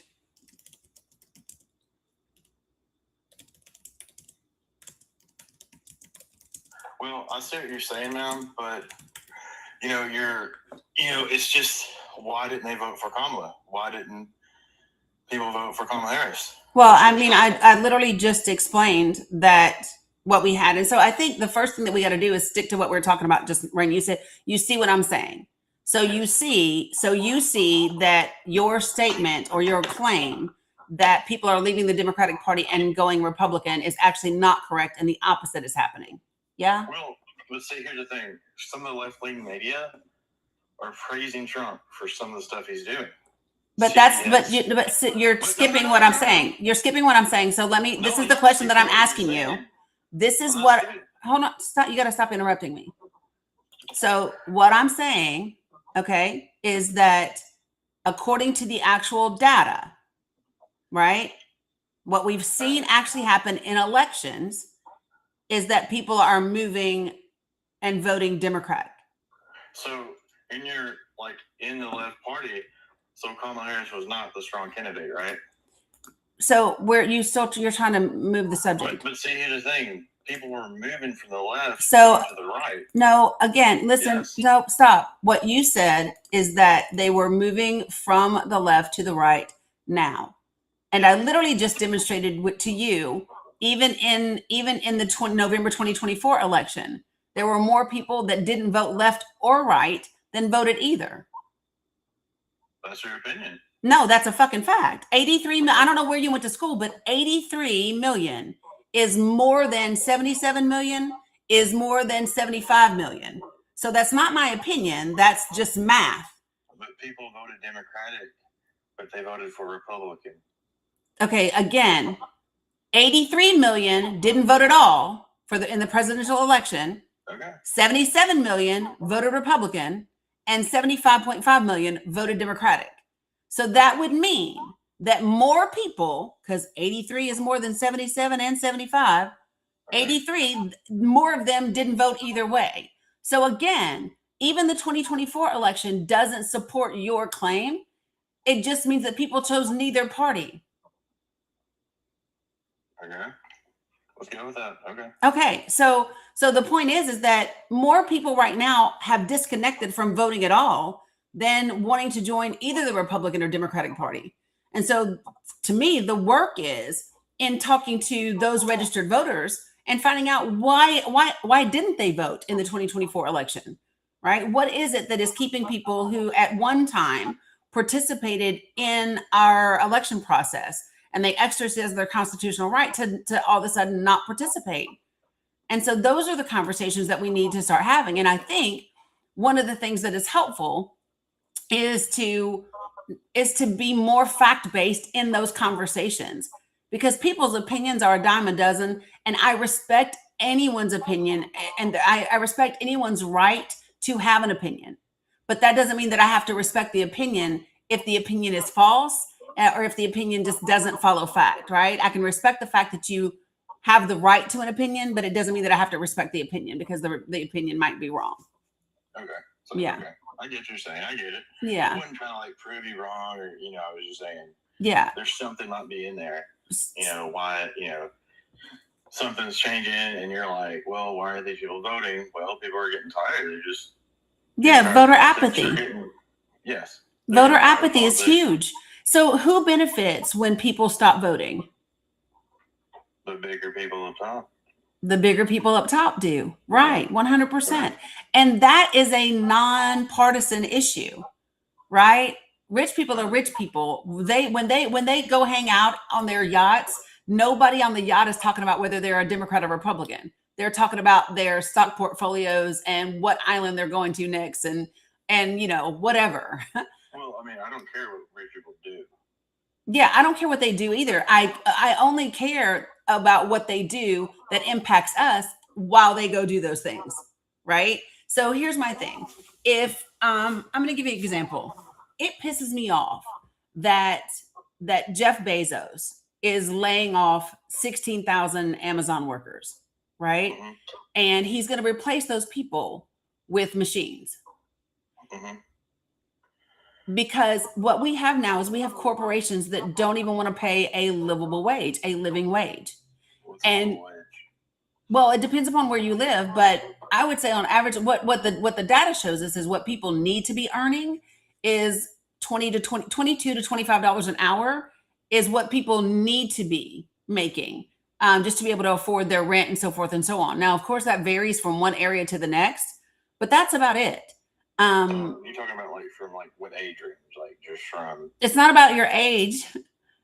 No, I'm just saying. I mean, from McDonald's, does it depend what job you go to, or what? Well, I mean, jobs are always going to have differences in pay, but I'm talking about kind of just like basic jobs. So it's always interesting to me when people act like fast food is a menial job, and yet it is a job that does take a skill set. It does. Not everybody can work fast food. No. Not everybody can wait tables. But I mean, you can move up from fast food and get that skill set and has it, resume building set. But all of those, still, it's a skill set. Even to work at the cash register or the drive-through is a skill set. And not everybody can do that thing that they are doing. And they deserve to be paid. Hold on. So they deserve to be able to be paid a wage if they go to work and they work an 8-hour shift, right? And they've given their employer 40 hours a week. They deserve to be able to pay their rent and live. Okay. That's it, and there's enough money in this country to do that. Right. Right. What's the difference? But see, I work at a 10-hour job, work outside in, cold weather, 100-degree heat. Yeah. So what's the difference between that job and my pay? Should they get paid $18 an hour like me? Yeah, because they still deserve to eat. Now, what happens is you deserve to be paid for what you're doing. So what I'm saying is, hold on, Mr. Fear, let me share this with you. So here's what I'm saying is they deserve to make that $20 an hour, and maybe you deserve to work and be paid $28 an hour. But what I'm saying is for the basic, it should, so when we raise the bottom for everybody else, then everybody else should be raised above, right? So it's not that, oh, well, why should they get paid what I paid for when I do this? It's, hey, if they get paid this, you should go up right along with them. And that's what we're talking about, folks. Yeah, I know. I think he got a call real quick. He'll come back. But so this is what we're talking about. So when you talk about people being able to work 40 hours a week, they should be able to pay for their rent, and they should be able to feed their family, right? That's what they should be able to do. And if you do more than that, then if you're not being paid your value, then that's a problem with your corporation. That's why unions have been so successful. That is why unions are powerful, because they put you in a position to where a collective, like just you by yourself saying to your employer, I deserve to be paid more than this, right, is very different when half of the employees in your job stand together and say, we deserve A, B, C, D, X, Y, Z, and then they make it happen.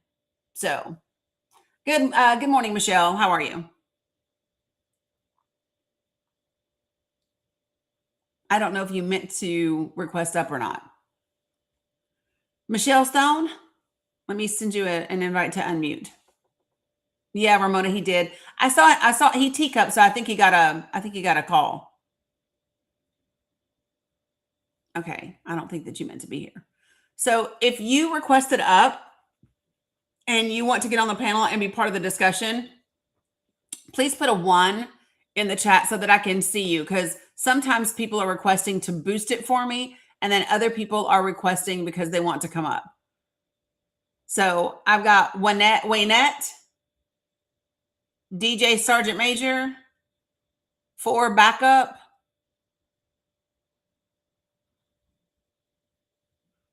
Okay, do me a favor, guys, and when I bring you up, put yourself on mute. I got you, Sin. I figured. Waynette, can you let me know if you meant to request up or not?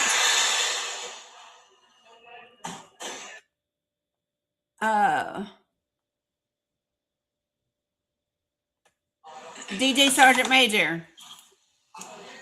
Good morning. Good morning. Good morning, for backup. What you got for me? I'm personally looking into solving the problems that we have societal and locally by writing what I consider perfect ballot measures. It gives power back to the people, but the key is to write a ballot measure about something that matters to you in such a way that it cannot be changed even by state legislators or lawmakers without the permission and approval of the people by going through the process. So that should be written into the ballot measure. Like in North Dakota, we initiated a ballot measure that required an ethics commission to be put in place by the people, and that the rule of the ethics commission's first action was to require any state lawmaker to it be illegal for them to receive any outside funding from outside the state for anything. Mm-hmm.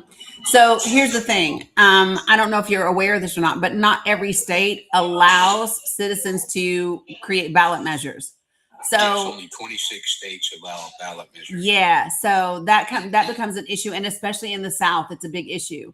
So so in some states, guys, citizens can create ballot measures and have those ballot measures be voted on, right?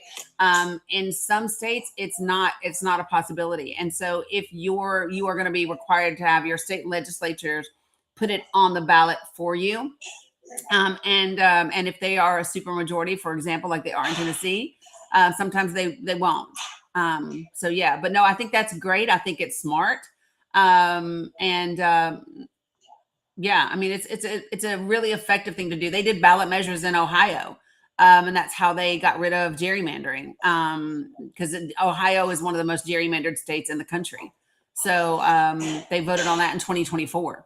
So it's gonna be really interesting to see what happens in Ohio moving forward. But yeah, that's how they also protected AB in Ohio. So. But yeah, great. I appreciate you for joining in. Did you have anything else you wanted to add? Yeah, writing ballot measures is just smart. Yes. See, this process, like you said, there are some states that don't have ballot measures. Initiating people in the states that do not allow ballot measures to get them back because, like for instance, it's not really against federal law to recall an elected official like a senator or congressman because they're federal.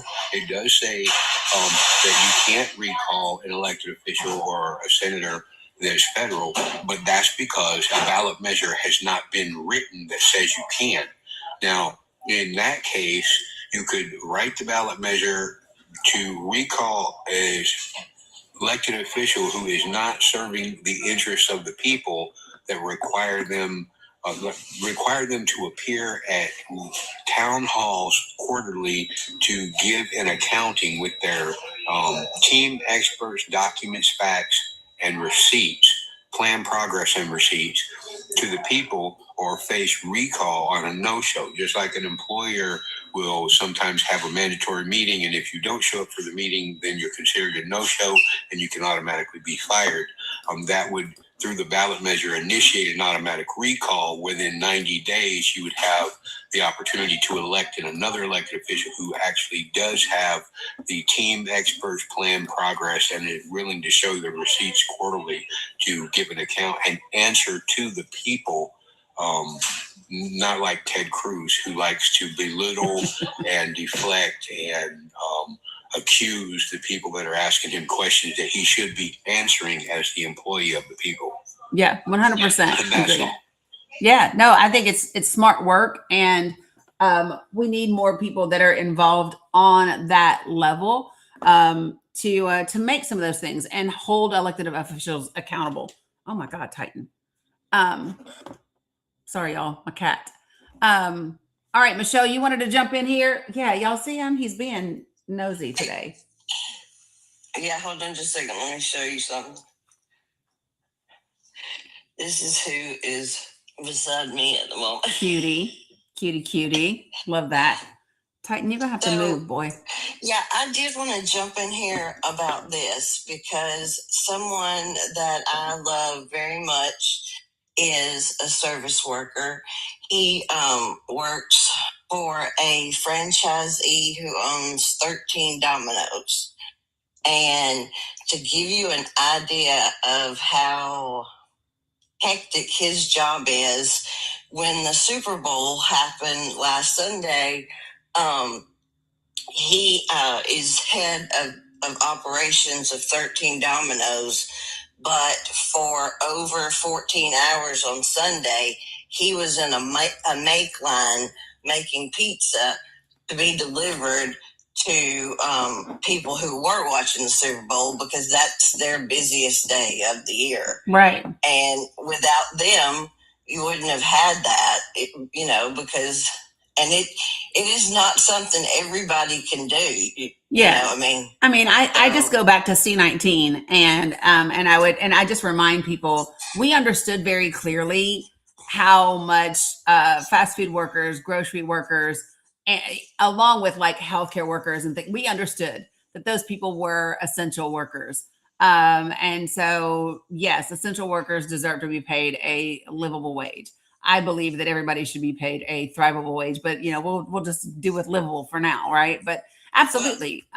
Yeah, people demean fast food jobs, but the reality is they are difficult to do. It is very difficult to wait tables, to take orders, to do all of those things. I wouldn't want to deal. Listen, I deal with y'all for 3 hours on the live. I wouldn't want to deal with y'all all day long in person. And I've done those, and I've done those jobs. My first job was at McDonald's, you know, and it's just, you know, it's just wild to me. Good morning, Maggie. And why people think that those jobs, they belittle those jobs, or they look down upon those jobs.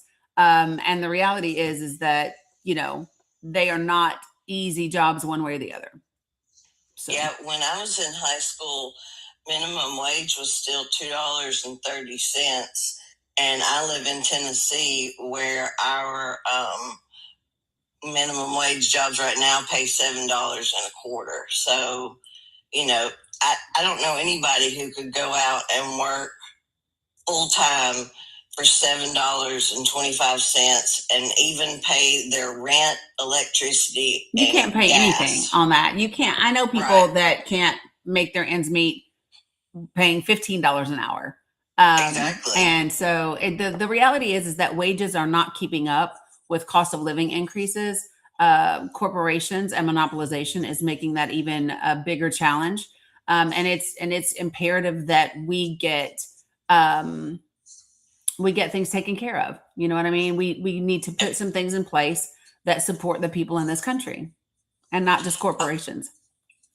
I wanted to thank you for the role play that we did the other day. Yeah. Even though I didn't get to speak at the meeting the other night, what you and I talked about, I was able to make my questions say some of the things that you and I had practiced. Love that. And then last night was my Democratic Party meeting for my local town, and it was a much different meeting. I led the meeting, and we did the vision board thing. So I tell you the truth, and some people that I know in real life don't believe me, but the people I have met, because one day you decided to get on TikTok and start telling us how you were a veteran and this is what happened and this is why you don't support Trump. And then you started teaching us about all the things that have happened in the military, all the things that are going on right now. And when I say teaching us, I mean like college, university level. There's research. There's a lot of research. Link Forest in your bio. I do have a Link Forest. But what you have created is a community of people that we've never met. But last night when I put in my group chat, hey, I'm going to be going live for a few minutes tonight. It'll be a different kind of meeting than the night before. Sandy was right there, and she was a mod the whole time. Yeah. We started a group chat because Sandy and I share your live to each other about 15 times a day when we're on live together, so that we're sharing it. So she put us in a group chat, and I renamed it Badass Women. Love it. But what I didn't know is while I was asleep last night, she added a bunch more people. So I woke up to all these people saying, oh, I love this group chat. I love that. Like, oh, that's hilarious. But yeah. I just wanted to thank the Danikins, because without y'all, I would have not had the courage to run for office.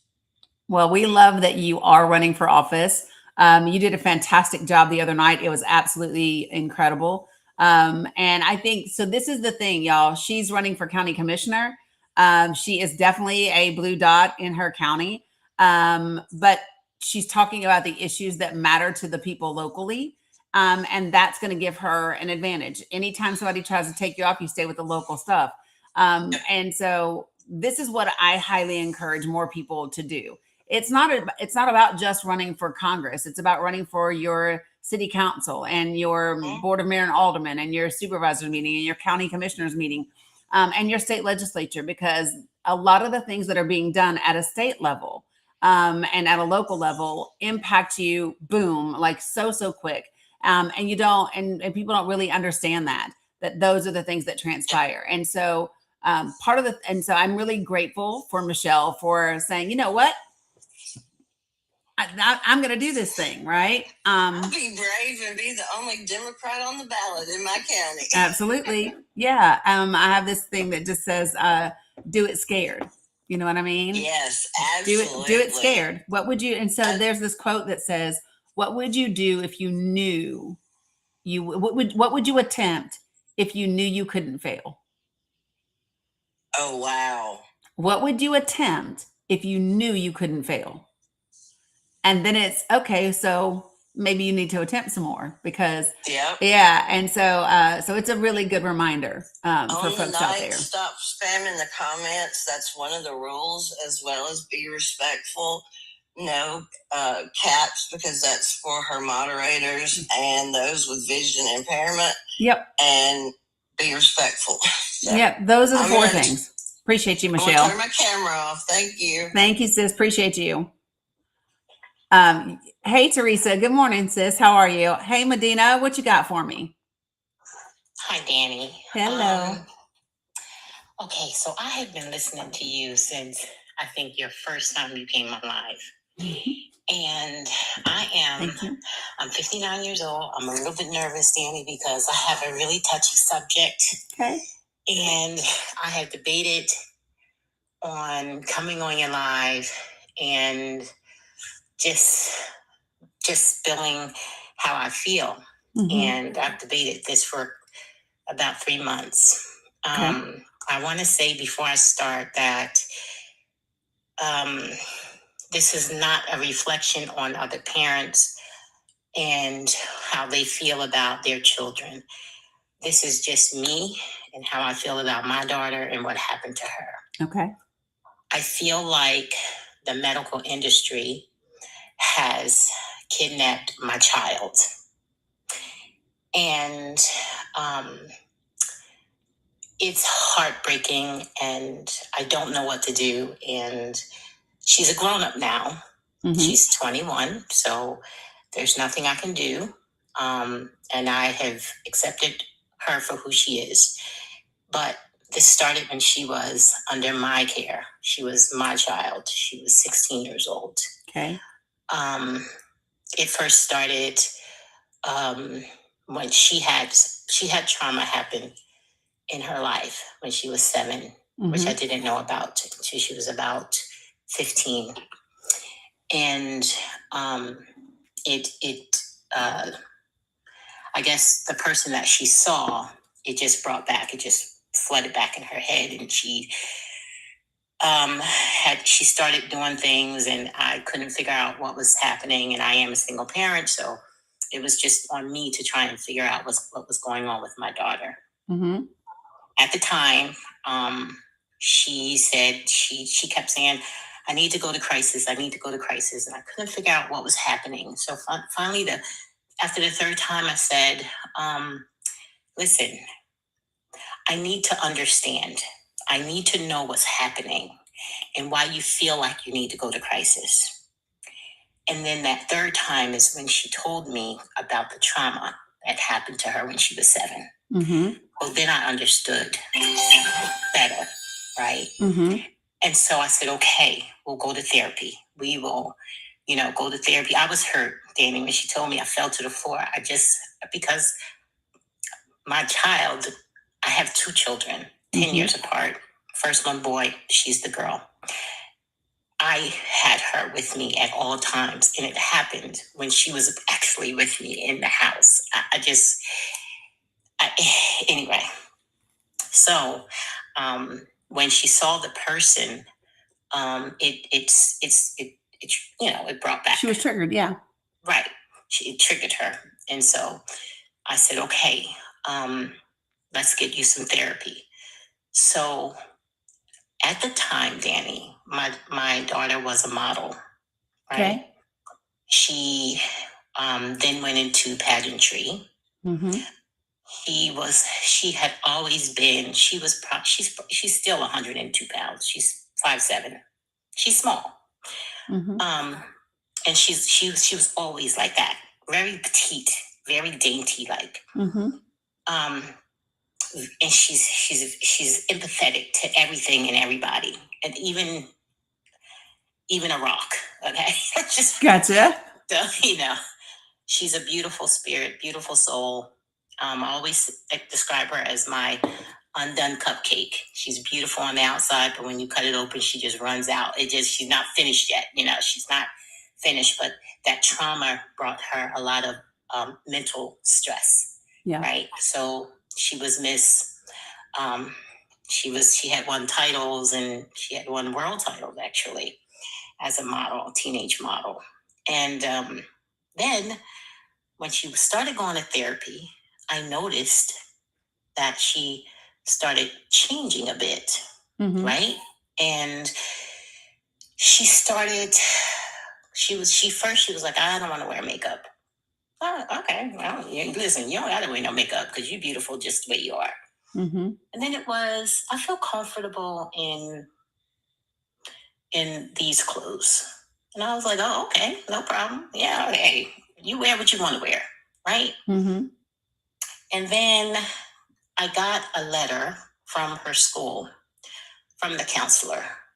And the letter was addressed to a person, same last name, but not the first name. Okay. And I was like, who is this? But it was the same last name. So I opened the letter. And it was her. And I was like, oh, okay, they got her name wrong. So I called the school. Mm-hmm. I said, when I talked to the counselor, because it was just a meeting, right? Yeah. And so I said, oh no, but you got her name wrong. How did you guys get her name wrong? She's been in this district almost all of her life. You know what I mean? Mm-hmm. He says, oh, that's what she preferred to be called. And I said, excuse me? What she prefer to be called? But is this official? Did you you sent me an official letter, right? And because it said, no, it was to me, but it was the parent of. Yeah. Right. Yeah. And I said, is this an official letter? And she said, yes. I said, that's not on her birth certificate. When did you guys change her name? She said, well, that's what she prefer. I said, if she preferred to smoke in the classroom, are you going to let her? Or I don't understand that. Mm-hmm. You guys weren't going to call me? Like, what? I don't understand how that can happen. I was thrown back by it. Mm-hmm. Because I didn't know that was a thing. Right. Because live in New Jersey, small town, very rural, but not close to the city, but not far enough out that a lot of farmland. So anyway. Okay. So small school. And so I said, well, I get that that's what she preferred, but I prefer that when you send me official documents that you send it with her birth name on there. So I said, okay, Ms. Howard, no problem. I said, okay, thank you. So that was that. Mm-hmm. Not a big deal, right? But then I noticed that hold on, Tina, let her talk. It was a lot of change going on. And then I said, I think I need to go to these therapy sessions with you. I think I need to join what's happening. And she said, no, Mom, because they said it's against the HIPAA. I said, yeah, but I'm sure they have family counseling where you're going. I know they do, right? Mm-hmm. And she fought me on it.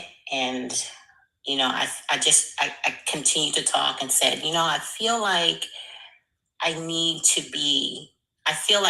give, as a parent, some insight to whomever you're speaking with, because I'm the parent and I know you better than anybody that you talk to.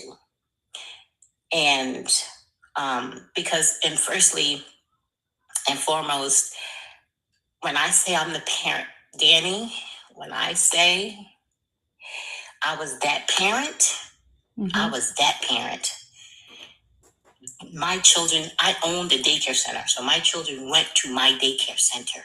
Right. Okay. So it wasn't like they were out of my sight. Right.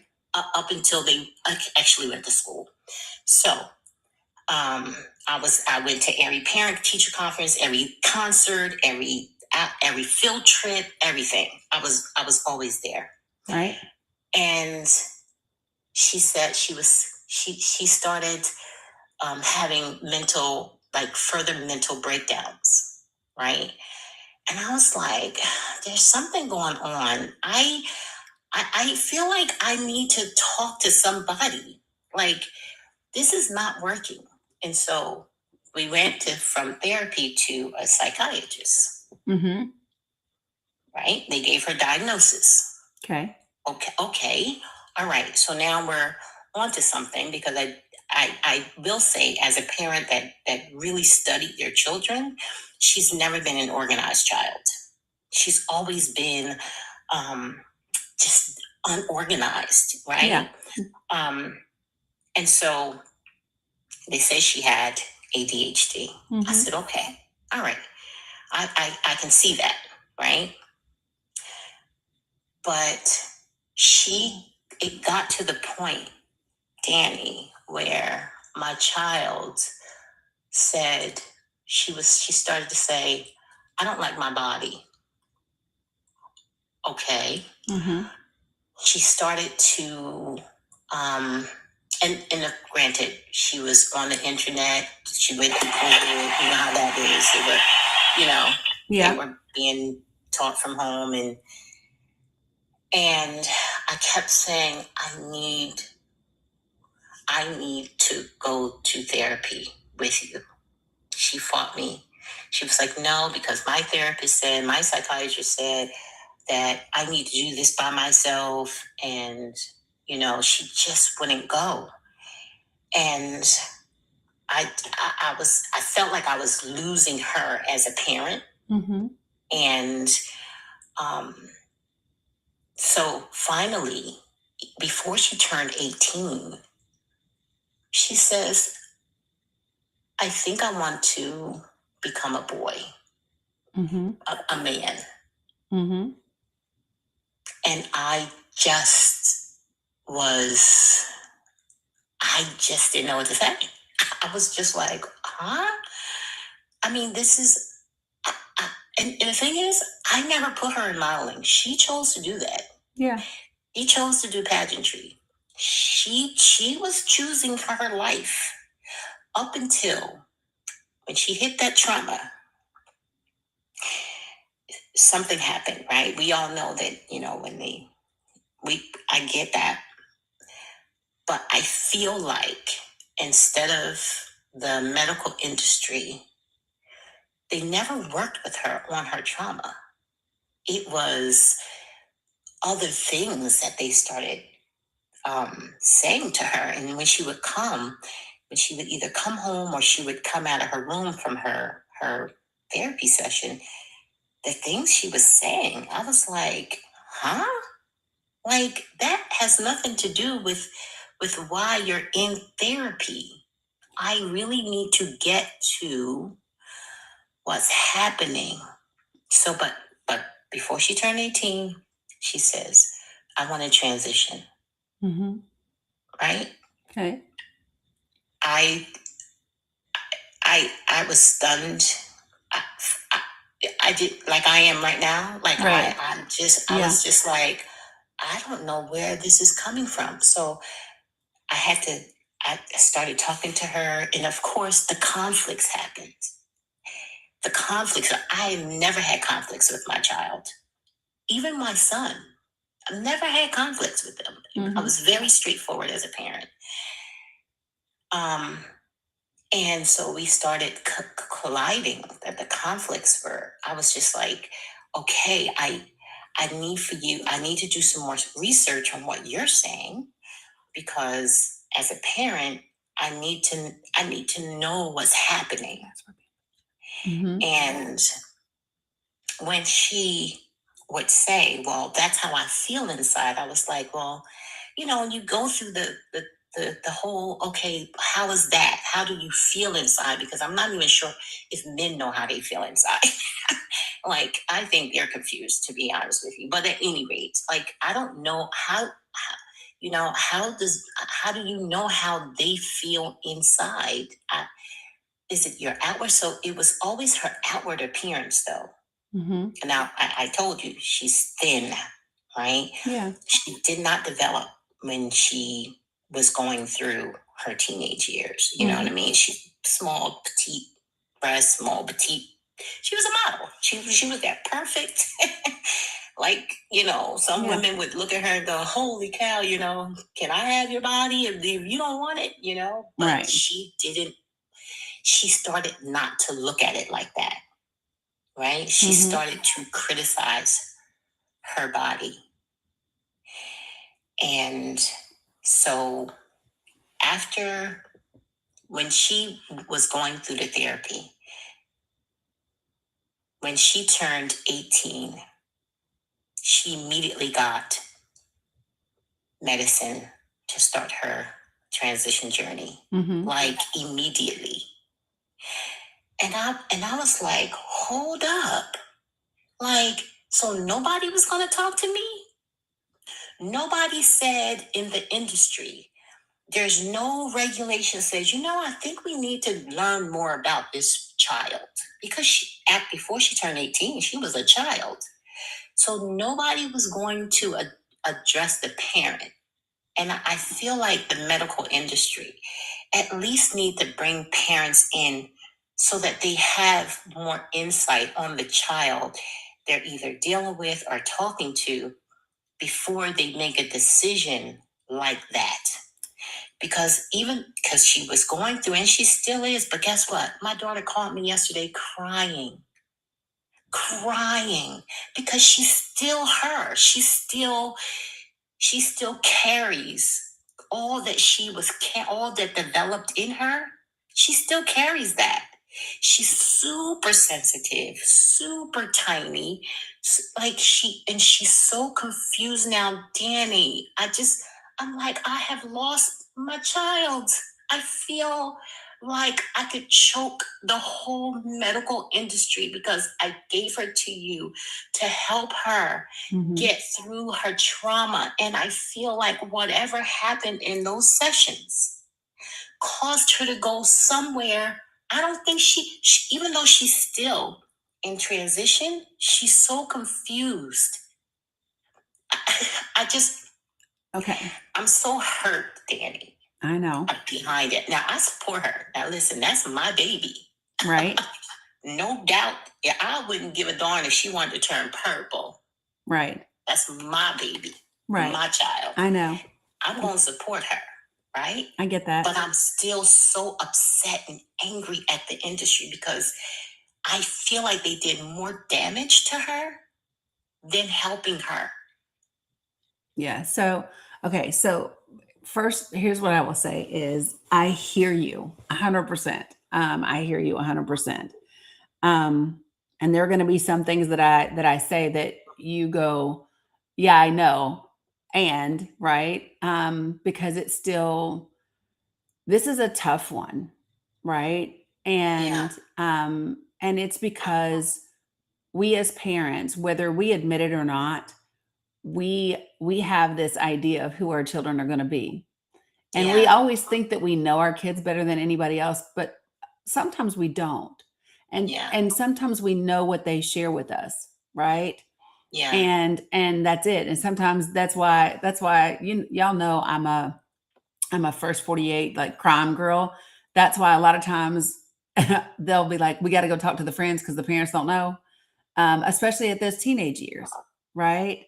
And so I think one of the things that's really important is one, even though there is a correlation, even though her trauma, she experienced trauma and she has decided to transition. And I don't know, does she still use she as her pronouns or what does she use? This is strange because she says, Mom, I want to be a he, right? Yeah. So he goes by he, him. Yeah. Right. But he stops taking the medicine. And I say, are you still taking your medicine? No. Because then, she'll say, oh, I got cramps. And I'm like, wait, don't know if you should be still having cramps. Okay. And she says, I stopped taking my medicine. And I Okay. said, okay, so why have you, because I don't think you should stop. If, like, I think you're doing more damage to, you know, yourself, because now your body is a bit confused if you stop taking it. She said, yeah, well, I just don't know if I want to take it. So I'm just, so Okay. right. But this is not unusual, and this is why the process takes a long time. So transitioning, some people that want to transition don't transition physically. Some people don't. And some people transition just through the medication phase and they don't get surgery. Some people just transition in the way that they dress and the way that they refer, the way that they think about their gender. Right. And so people have different, and because it is a big process, people do start and stop. They do go through these periods of doubt and whatever, and questioning, because it is different than everything they've been told their entire lives, right? What I would, so a couple of different things. So first, um, he, him, because those are the pronouns that he chose. Okay. He chose. So I'm going to say he, him. Okay. And I know that that might be difficult for you because that's your baby girl. I get it. I get it.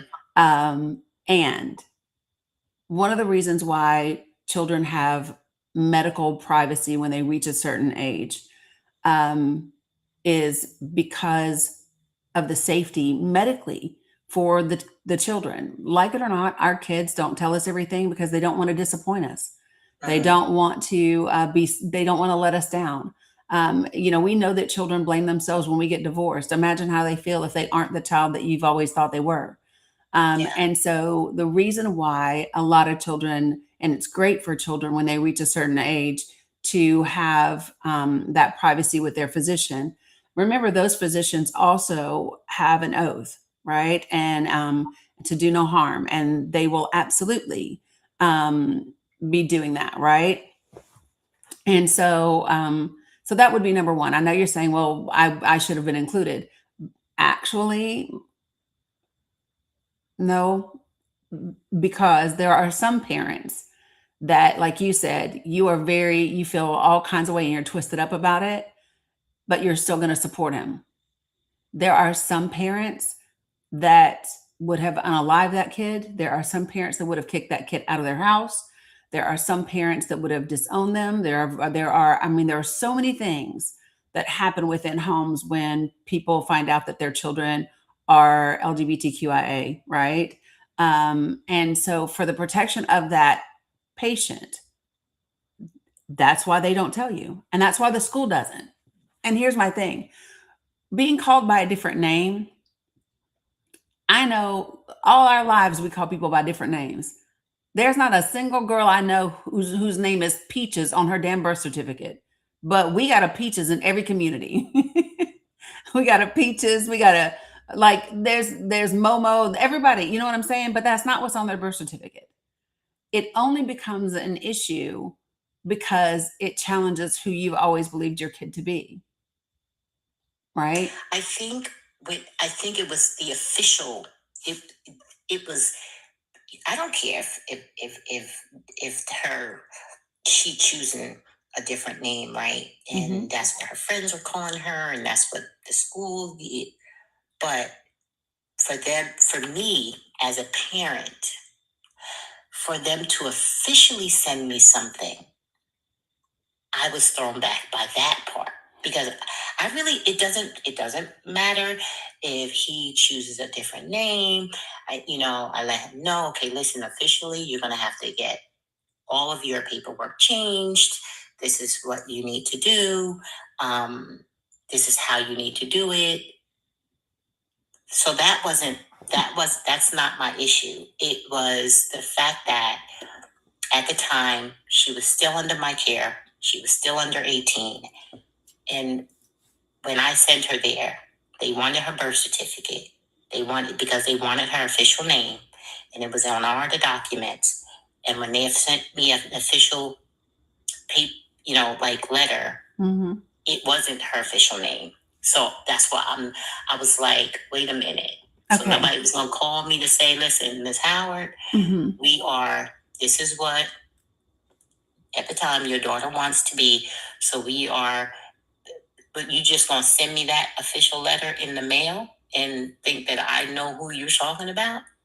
Like, Well, so because they may have been, you were shocked, but it may have been because maybe your daughter said, yeah, I've already told my mom. They don't know.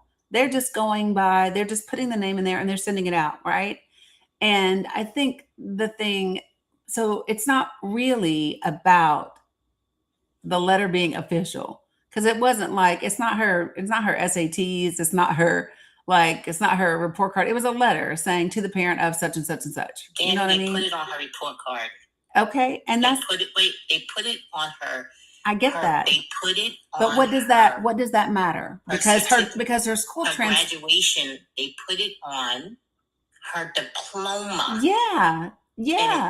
And I said, okay, listen. But this is what because when I had to fill out the paperwork for the diploma and everything like that, and it had the name that she preferred, I said, okay, listen, you can do that one because I'm a very fair parent. I feel like I'm a very fair parent. I said, you could do that, but I need for a graduation diploma to also list her official name, so that when she goes and she needs to change it, that she has documentation with her official name on it. I said, so you can print. So they print it too. Listen, I have no problem with that. So once I found out and things of that nature, Dani, I had no problem with that. So that wasn't something that I had a problem with.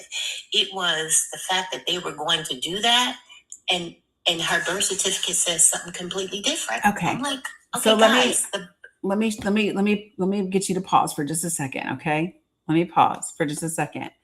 So you want so much to be supportive of your kid. You do. You want it. You want it because you're that mom, right? The reality is that there is a disconnect between your desire to support her and the acceptance of who he is. You want to support her in this journey. And it's very difficult for you to accept him. And the reason I can say that is because this is a journey that has been going on for several years, and you're still calling him her, right? So you want to be supportive, but you don't want to accept, and you don't want to co-sign, and you don't want to support. And I can just share with you, he knows that. He knows that. And that may be contributing to the doubt and the difficulty of the journey for him, right? Because you are that mama. And one of the things that I would say is that when children know, and you know this because you was a child at one time, when we know that our parent is not going to accept a certain part of us, whether it's what you do for a living, whether it's, how you talk, whether it's how you dress, when we know that, right, we don't share it with them. And so you keep wanting to be involved, and he keeps saying nope, because mom can't accept who I am. And so that's why, and the more you push to want to be involved, the more he backs away and is in turmoil about this. One of the things that would be very helpful for both of you all is to find a therapist that is family oriented, specifically around transgender individuals and their journey and the family, because they're going to have the resources and the ability to support both of you. Because believe it or not, mom, you are now transitioning too. Yeah. You are transitioning too. And it is difficult in this process. And it's not because you don't love him. It's not because you don't want to support him.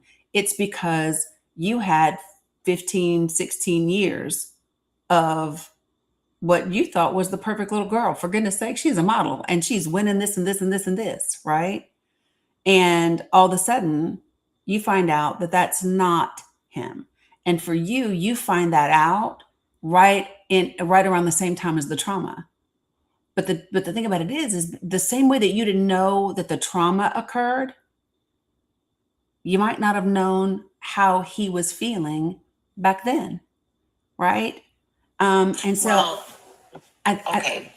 go Okay, ahead. yeah. All right. Now, I mean, we've talked about that, Dani, and he said that he wasn't feeling like that. That is, it's only been since he was about 16 is when he started feeling that he didn't like his body. Right. And so, and I would ask, was it before that? Was there something that you saw differently?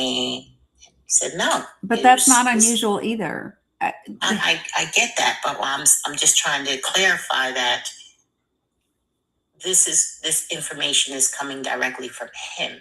Right. You know what I'm saying? I know. And so I have to say, okay, I get that there was something that happened between the age of 15 and a half, 16 to 18. There's things that changed within her, and having her want to transition to a male. So that part truly existed, and because I saw it from my own eyes.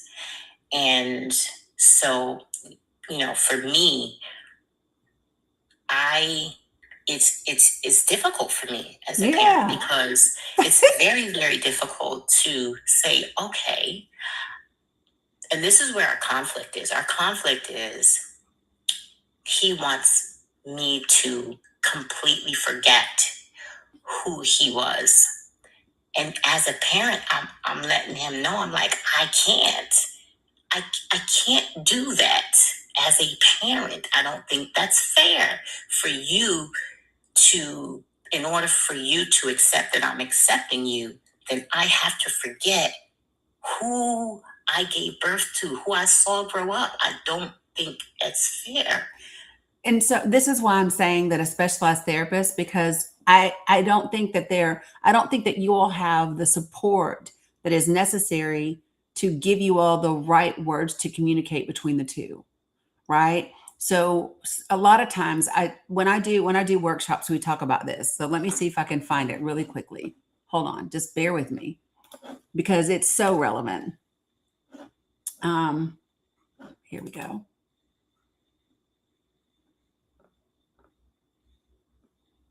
All right, so listen to this. Between what I think, what I want to say, what I believe I say, what I actually say, what you want to hear, what you believe that you hear, what you actually hear, and what you want to understand, what you think you understand, and what you truly understand. There are 10 possibilities that we might have some problem miscommunicating. Yeah. Right? And so this is why it's so important. You are going through a journey that is unlike anything either of you has ever experienced. And so there are words and tools within there that would be helpful to create some understanding between both of you. So I would be looking for, and have you ever gone to the website, the Trevor Project? No. Oh, mama. Okay. Go to the Trevor Project. There's actually a number on the Trevor Project where you can call, both of you all can call. And there are people to support you. They can help you find therapists to go through this together without judgment and without assumptions. So for people who are in the chat over here or over here, and people are saying, oh, I think they're confused, or I think they're undecided. Listen, you guys are making assumption about a very complex issue based on this one conversation with mom. We don't know what is normal or not normal or common for people that are transitioning, because it's a very complex thing, right? Yeah. One of the things that I would say, and I would just get clarity on, is if he has said he wants to go by he, him, then that's what I would encourage you to use. There may come a day where he no longer wants he, him. He may land on they, them. He may go back to she, her. But what that demonstrates to him is your willingness to accept whatever he chooses in that process. Mm-hmm. Okay. And it sounds like such a small thing, but it's a big thing to just simply him. Mm-hmm. Right. And so that's one of the things that's my first thing that I would offer to you. The second thing that I would offer is that it will definitely be great for you to have, and for me, so this would just be helpful for him, I think, as well, is when I sought out a therapist that was specifically had extra training and focus around trauma. I wanted someone with a PTSD background and level, because, I don't want to deal with it needed to be effective. Okay. Right. And so maybe that's something, but that's what I would just start there. Right. Yeah. She obviously loves him. Oh dear God. She obviously loves him. Oh yeah. That's my baby. Yeah. And we know, my baby. And some of these people in your chats is absolutely out of control. Yeah. So, but I already know that because I'm almost on every one of your lives. So I already know that I'm good. There's some people out here who just don't get it. Right. And they won't. Maybe they're not parents, or maybe they're not, they don't get it. Parents. And I don't know. They don't get it. But like I said, I am in tuned with my children. Yeah. And we know that. To support my children. I wouldn't care, like I said, if he wanted to become purple. Okay? So I just need to understand. Yeah. And I know we need therapy. Now we live in 2 different states, so that's going to be very difficult. No, it's not, girl. Online. So listen, I do all my sessions via Zoom, and you can absolutely find an LGBTQIA friendly, therapist that would be able to do it online.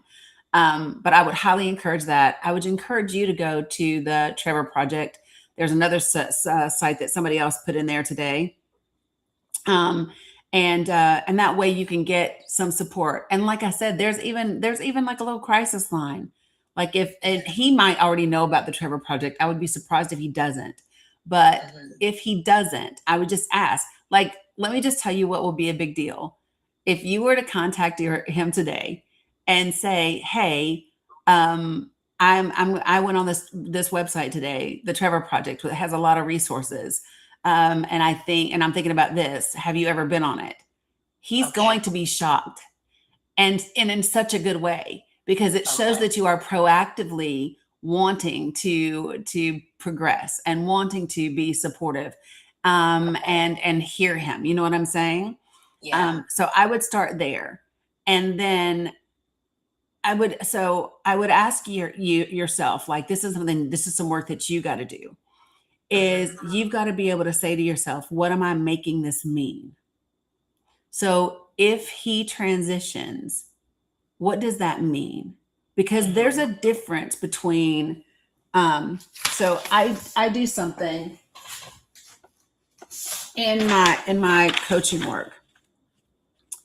It's called the telescope techniques. Okay. And I want to show you something.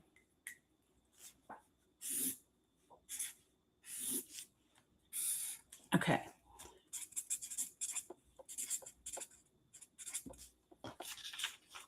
Okay, so we have. I don't know who this Sherry Yvette is, but she needs to listen, Sherry Yvette. What is she saying? Yeah. You need to just be quiet. Really. Yeah. So listen, but constantly, okay. I'm like, you just need to be quiet. Yeah, listen, You're you not- don't know you're not why doing what he you did or think you're didn't doing. say. We don't know. And so let's don't make assumptions, okay? So Yeah. let me just show you. So we view everything in life through like a telescope, okay? And Mhm. what's inside a telescope, everybody? Lenses, right? Right. There's mirrors in there. There's lenses. And so here's your lens that says daughter. And so that is one of the ways that you see her, daughter. And we add lenses based on how people are in our lives. So there might be another lens for model, there might be another lens for petite, there might be another lens for like whatever. And even in your relationship, when people show up for us, they get a trust lens. When people disappoint us, they get a disappointment lens. Like so, and what happens when you look through what passes through a telescope for you to see what's on the other end? What passes through the telescope? Light. Light. And what's another word for light? Truth, right? Mm-hmm. Yeah. Light is truth. So what happens is when light passes through the telescope, what does it do? It bends, Mm-hmm. right? So the truth of who a person is bends according to the lenses that we've added on them. So Right. what you think you see is who that person is for you.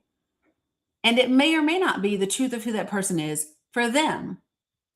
And so it's important for us to realize, and that so by the time the light bends through this arc, right? And this is who you see on the other end. So you know the bottom of a telescope is like a circle, right? Uh-huh. So this is the circle, and your daughter's in here, and this is who she is. And now this has happened, and you have to uncollapse that everything in that lens, and you're going to uncollapse it into two circles. Okay. Mm-hmm.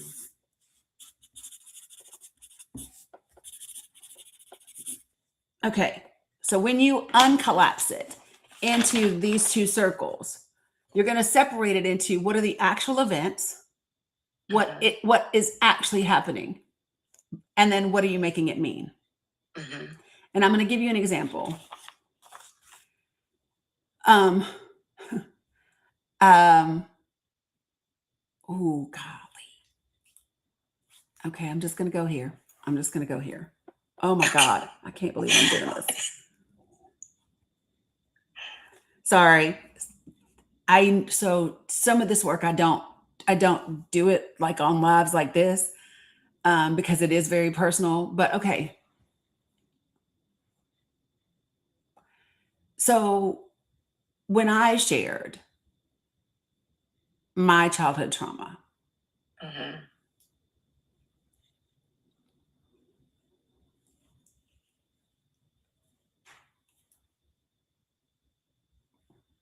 I got to figure out how I so when I shared my childhood trauma,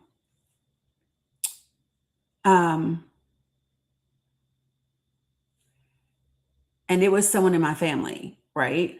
And so there would be times when I would still be asked, like if this person was coming into town, could they stay at my house? Even as an adult now, right? Or I might have had said to me, I don't know why you all just can't get along. Yeah. And so I'm using this as an example. That's what happened. I was asked to let the person that hurt me stay in my home. Mm-hmm. And I was asked why we just can't get along. Right? Right. For a long time, what I made that mean was that the person that said this to me either didn't believe me when I said what happened or didn't love me. Right. Because if you believed me and you loved me, Right. this would not be a thing that you asked me. Right. Okay? Yes. And here's the thing. That's not true. That's the story that I made up about that, but but that story is not true. Listen, people can love us and still have difficulty wrapping their head around a thing, because this person also is related to the person. Obviously, if the person who hurt me is my family, then it's their family too, right? Right. And so that means this person has to deal with, oh my gosh, right? This is this thing. And so what does that mean? What does it mean if I raised a daughter who, number one, had trauma happen to her while she's with me? What does that mean? What does it mean that it takes me a while to get her into therapy? And then when she goes to therapy, all of a sudden, now she's wanting to transition to a him. And what does it mean, right? We have to events have no meaning until we give them meaning. Right. And I can make it mean absolutely nothing. I can make it mean something negative, or I can make it mean something good. Right. Right.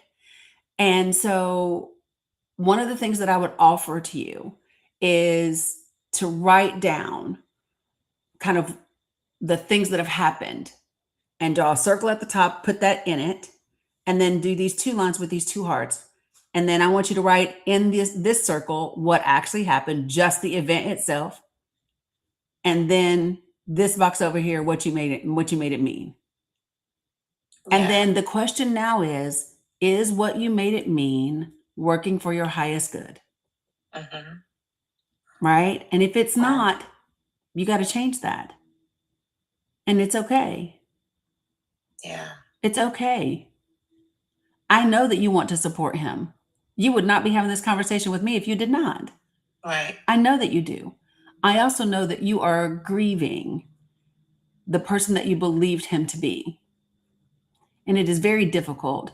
And you're that mom, and all of these things, both the trauma and the discussions around transition, you were excluded from. And all of your mama bear is like, what the fuck?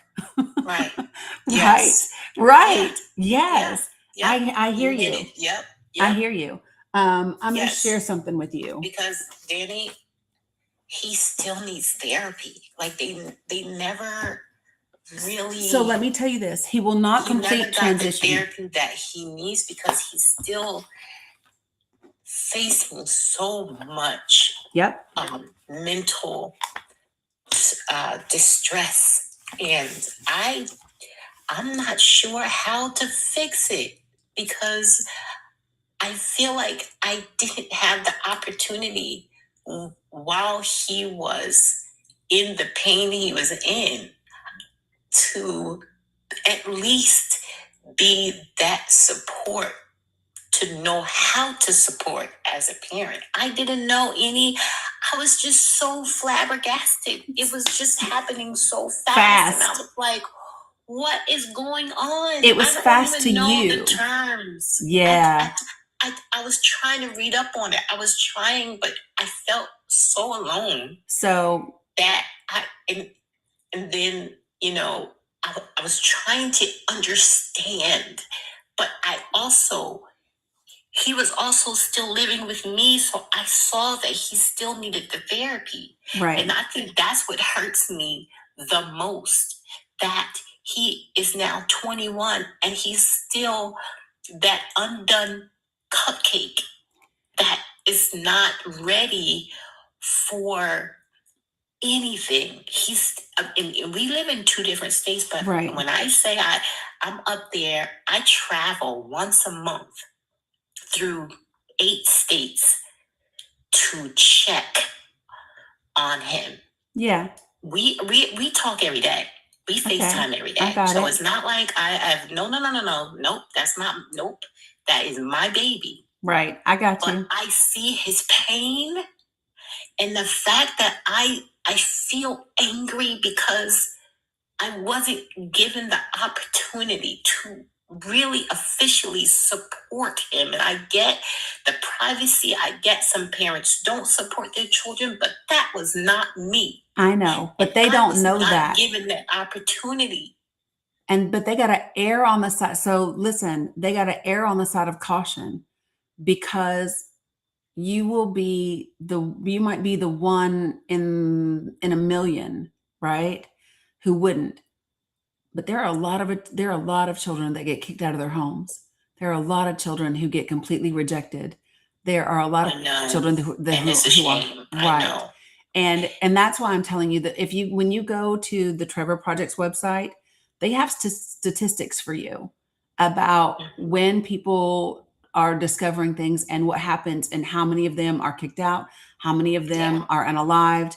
Yeah. There's been an increase in self-unaliving of trans folks that increased since we had funding taken away from in the government under the Trump administration. So here's what I would say is first, and you're doing great, it's just the him. It's just so that would be the first thing that I would just encourage you to do, because he will notice, right? Next is absolutely transgender friendly therapist. And I would double check. I would get like triple checks, like who we're talking about. Don't feel like just because you pick one, you got to stay with one. You want someone because if they are really good at what they do, they come to it very neutral. Like they're not advocating for or against transition. They're just advocating for him to become the best version of himself. And that may be he never fully transitions and just, goes by he, him. And that's how he identifies in terms of his gender, and his sex might stay as female. You know what I mean? Like we just don't know. But so they know the right language, and they know how to support both of you, so that you all can come out of this the healthiest and best versions of yourself. And I just want to, so this came up in so in the mornings, you guys, I do like a meditation and mindfulness time. Okay. And this morning, this thing came up that reminded me to have what is referred to as cross faith. And I want to show you what this looks like. Okay. So, and this is not about religion. I just want you to be clear. Okay. This is not about religion. So if this is the cross, right? So over here, mama, is your effort. Uh-huh. Over here is your trust. Okay. Over here is your intention. And down here is your surrender. The only two things the three things that you can do is you can control your effort, you can control your intention, and you can control your trust, right? After that, you can't control the outcome. So the only thing left to do is surrender. Mm-hmm.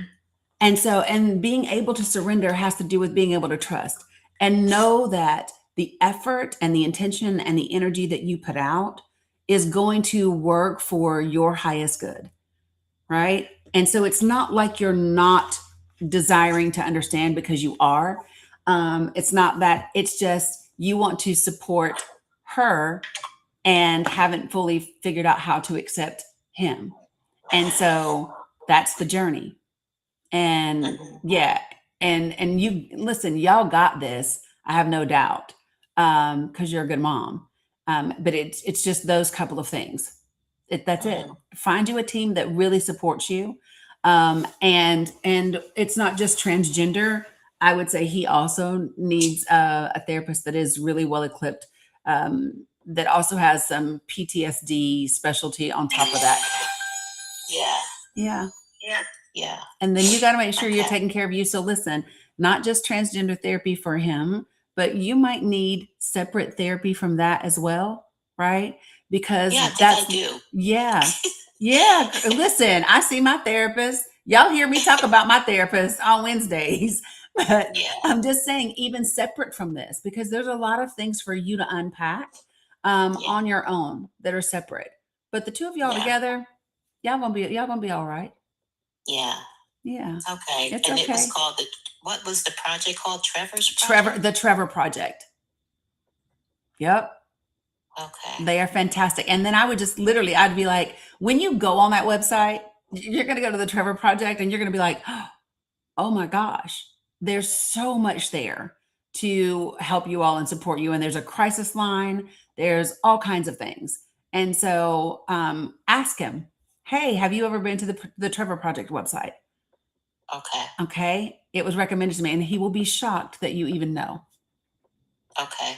Yep. It'll be a good place. But I appreciate you, girl. Listen, you did hard work today.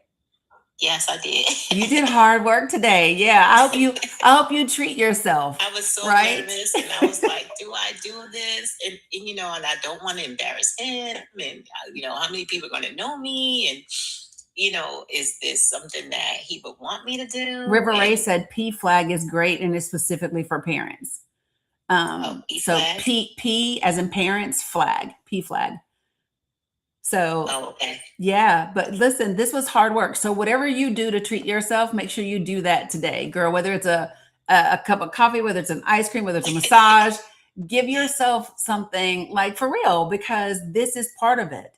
Yeah. And it's vulnerability is one of the most difficult things to do, and you did it in spades, and you did it on a damn live. So yeah, absolutely celebrate that.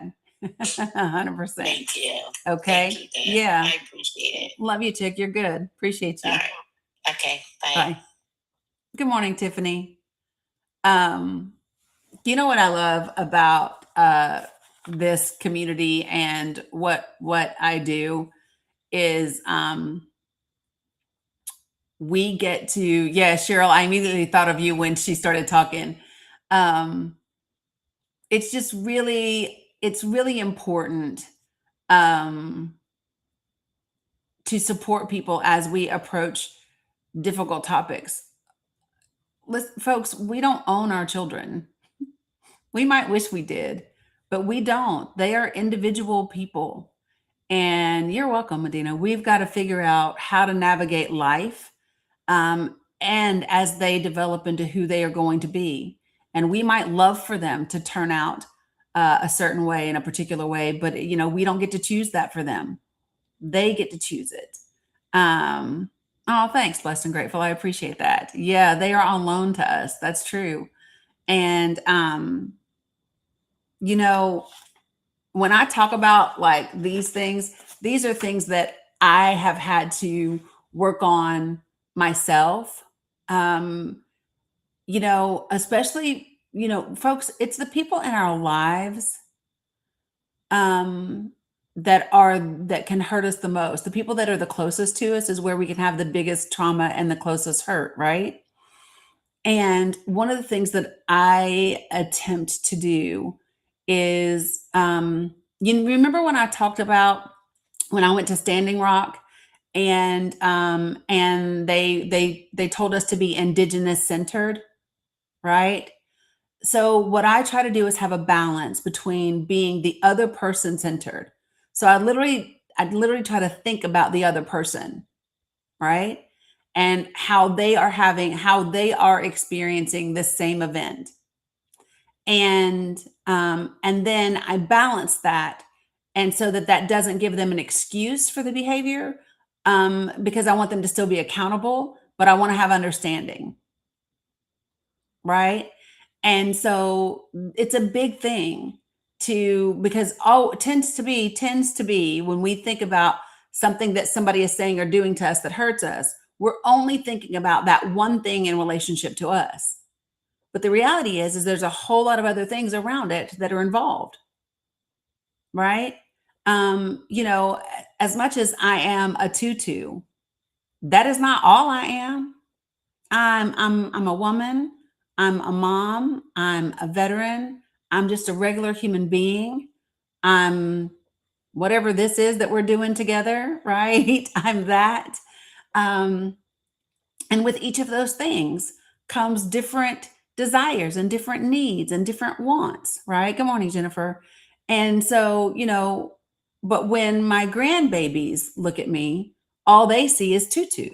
That's the lens that they view me through, is tutu. And with those lenses come expectations.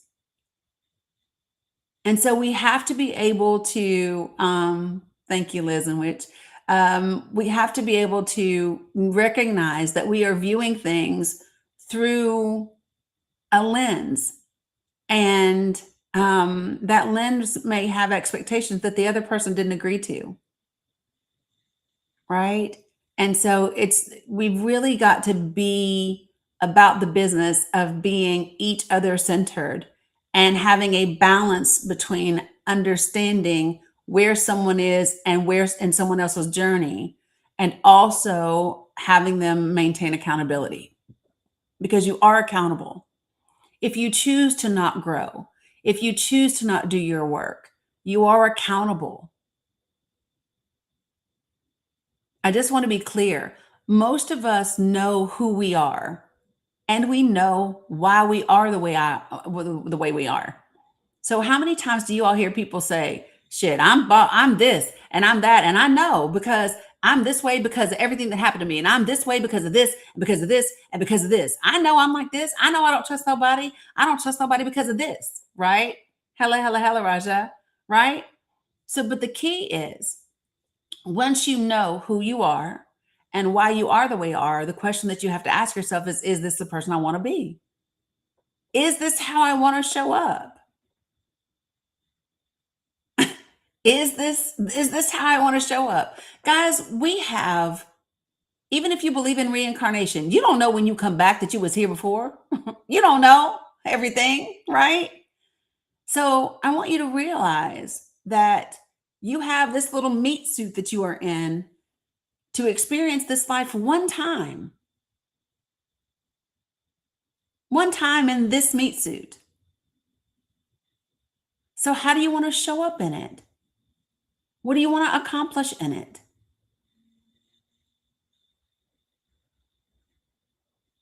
That's the biggest thing, because once you figure that out, who you desire to be in this life, it will dictate how you show up. And it's really important. And folks, listen, it's not about whether you agree with somebody else's choices. You do not have to agree with somebody else's choices to create understanding and have acceptance. You don't.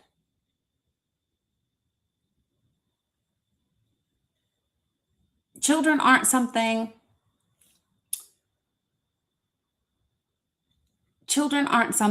that you get to make. And I know some other cultures and religions are different. It's a joke. Like I have a lot of African friends, and it's a joke that all of them jokers are either doctors, lawyers, or engineers. Like that's the acceptable path. I was watching Is It Cake the other day, and there was an Asian woman on there, and she was like, yeah, what did she go to school? She went to school for some, I don't know, nuclear biology, something. Anyway, some fancy medical science something. And she hated it. And she left it out to be a realism cake baker. And she was like, yeah, my family doesn't support me. And she said, I'm hoping that if I can win, maybe they'll see that this is what I'm doing and this is what I'm doing that makes me happy. Nuclear physicist. Thank you, Becky. But you get what I'm saying, folks? We have to stop this expectation. Somebody says, gotcha, thanks, Linda. I want my kids to be successful. Well, how do you define success? Listen, for a while, my oldest, she's now a certified massage therapist, and she's an esthetician, and she's a dope ass DJ, right? My oldest is. But for a while, that kid would just like wait tables, 10 bars, whatever. And she would make enough money to pay her bills, right? And then she would volunteer, and she would go to music festivals throughout the year, right? she'd working up, pay her bills, and then next thing you know, she's at a music festival, Bonnaroo and the whole nine, right? And I remember my mom said to me at one point, no, Eve, I'm not. And my mom said to me, what is she going to do? Right. Gig work, which gig work. And so my mom was like, when is she going to like settle down, like go to school and like actually pick a career? And she was like, what? She going to wait until she's like 40 and decide she wants to be a nurse? And I was like, maybe. Because let me just tell y'all, working a job that I don't have to take home with me every day, keeping my life minimal, and then being at music festivals every other month sounds like a good fucking life. That sounds like success. But my thing is maybe. And she found massage therapy on her own and in her time. And she found becoming an esthetician on her own and in her time, And so it's just, but it was big. It was really big to realize that I don't get to dictate who my kids are and what they do. And my daughters have taught me things that I think like I unpacked and deconstructed a lot, and they continue to do the work.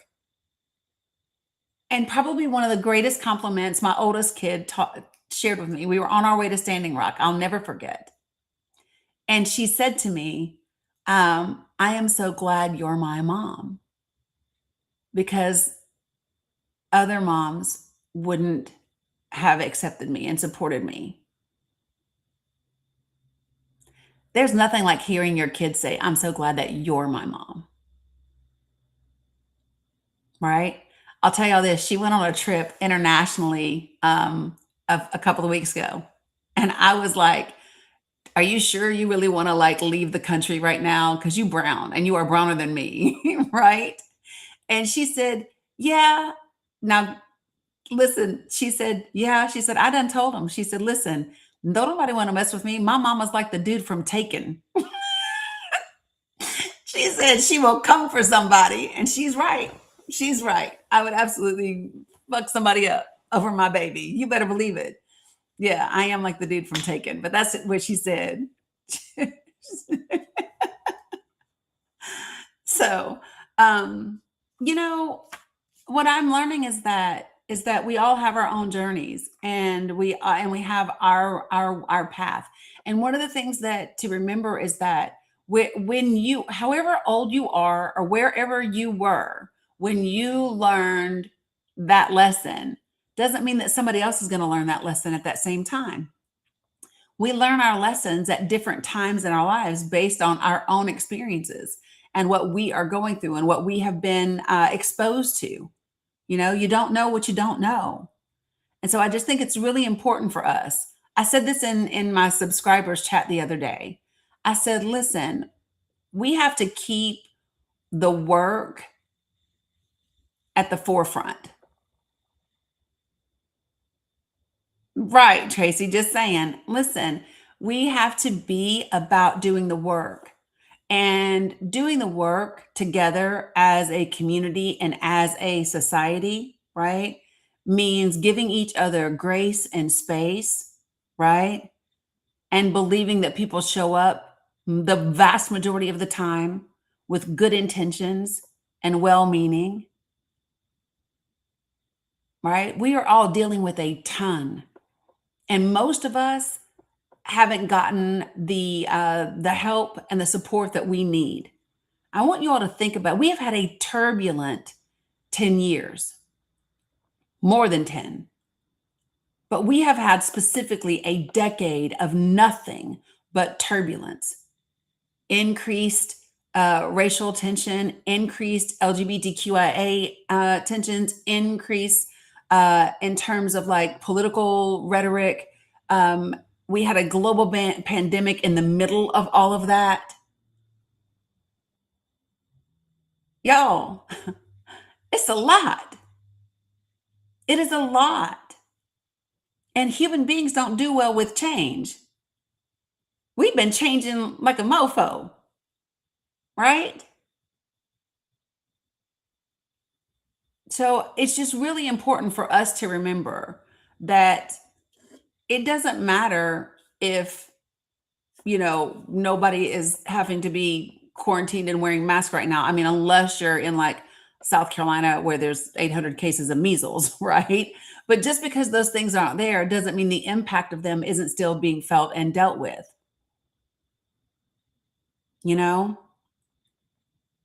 So just saying, as we continue to kind of, tell Anna I said hi. Yeah. Yeah, and we are still standing, Tiff. We are doing more than standing. Listen, if you are in my community, you are doing more than just standing. If you're in this community, if you are showing up here regularly and participating in what I do, you're doing more than just standing. We are doing real work. We're doing work on ourselves so that we can show up better in all of our spaces. We are doing work in our communities, in our circles of influence, right? And we are doing work that impacts on a national level. And so that's important stuff. You wore yours yesterday, Amy? Yeah. You're excited for tonight's documentary? Yeah. So let me go ahead and remind you all that if you have not registered for the Roger Stone documentary that I am sharing tonight on Google Meet, you will need to go to my link tree and register. If you don't do that, you will not get it. You will get an email that will go out right around 7:00. And when you get that email, it will contain the link for you. Thanks, Ferris. It will contain the link for you to be able to click it. It says they didn't burn witches, they burned women. That's what it says. They didn't burn witches, they burned women. That's what it says, Mia. I will put, yeah. I will put the link out at around 7:00. Make sure that you check your promotions folders or your spam folders or something like that, because sometimes it will go there. And make sure that you check your promotions and your spam folders. So the link go ahead, Renee. The link is up. I'm going to take the link down at around 3:30, 4:00 this afternoon, because I'll have to upload to be able to email everybody, just so that you all know. I will definitely congratulate Bella for you. Things that you need to know. I'm trying to think really quickly before we dip out of here. I will be on, thanks, Don One. I will be on tomorrow, even though it's Saturday. Is the link to tonight's movie night on Facebook too. The link for you to register for the movie is in the comments of this Facebook, Letty. And it's also, so like in my Facebook about section is my link tree, and it's there as well. Yeah. So it's in the comments. So let me be clear about what happens. You click the link. Thanks, Cheryl. You click the link and you register. I get your registration. I export all of your names and your email addresses. I import them. I write an email. In that email is the Google Meet link. Okay. And it says, click here to join it. And then you will open your email, click the link, and you will join the meeting, which will be on Google Meet. That's it. Not difficult. Shouldn't be any issues whatsoever. Because I am using Constant Contact, make sure that you check.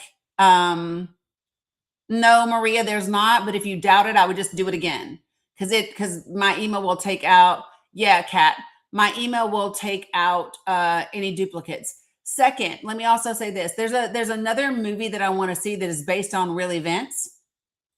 This is going to be a subscriber, super fan only movie night. And I will be setting it soon, but it is based on Valerie Plume and the Dick Cheney, George W. Bush fiasco, where they took us to war for no good damn reason. And so I'm going to set that movie night for later. It is probably going to be maybe either the 20, it's going to be the 23rd is what I would say. But yeah, so for subscribers / super fans, that will be our next one. Yeah, it is a good one. So, okay. I think that that is absolutely everything that I have for you guys for today. Remember, the labels tend to separate and divide us. Ask yourself why you are choosing the label of Republican or Democrat. It literally says Roger Stone documentary viewing registration. It's like the 5th or 6th link is where is what it is, Renee. Yeah, it's right there. I'm looking at it on my link tree right now. It is it is, yeah, it's 1, 2, 3, 4, 5, 6. It's the 7th link. It says Roger Stone documentary viewing registration. That's what it says. Okay. All right. So that is it. I'm going to go see my baby girl because she is, they're having a little celebration today for her writing. So I'm going to go do that. I love that, Chris. Appreciate that. 8 p.m. Kat, tonight, 8 p.m.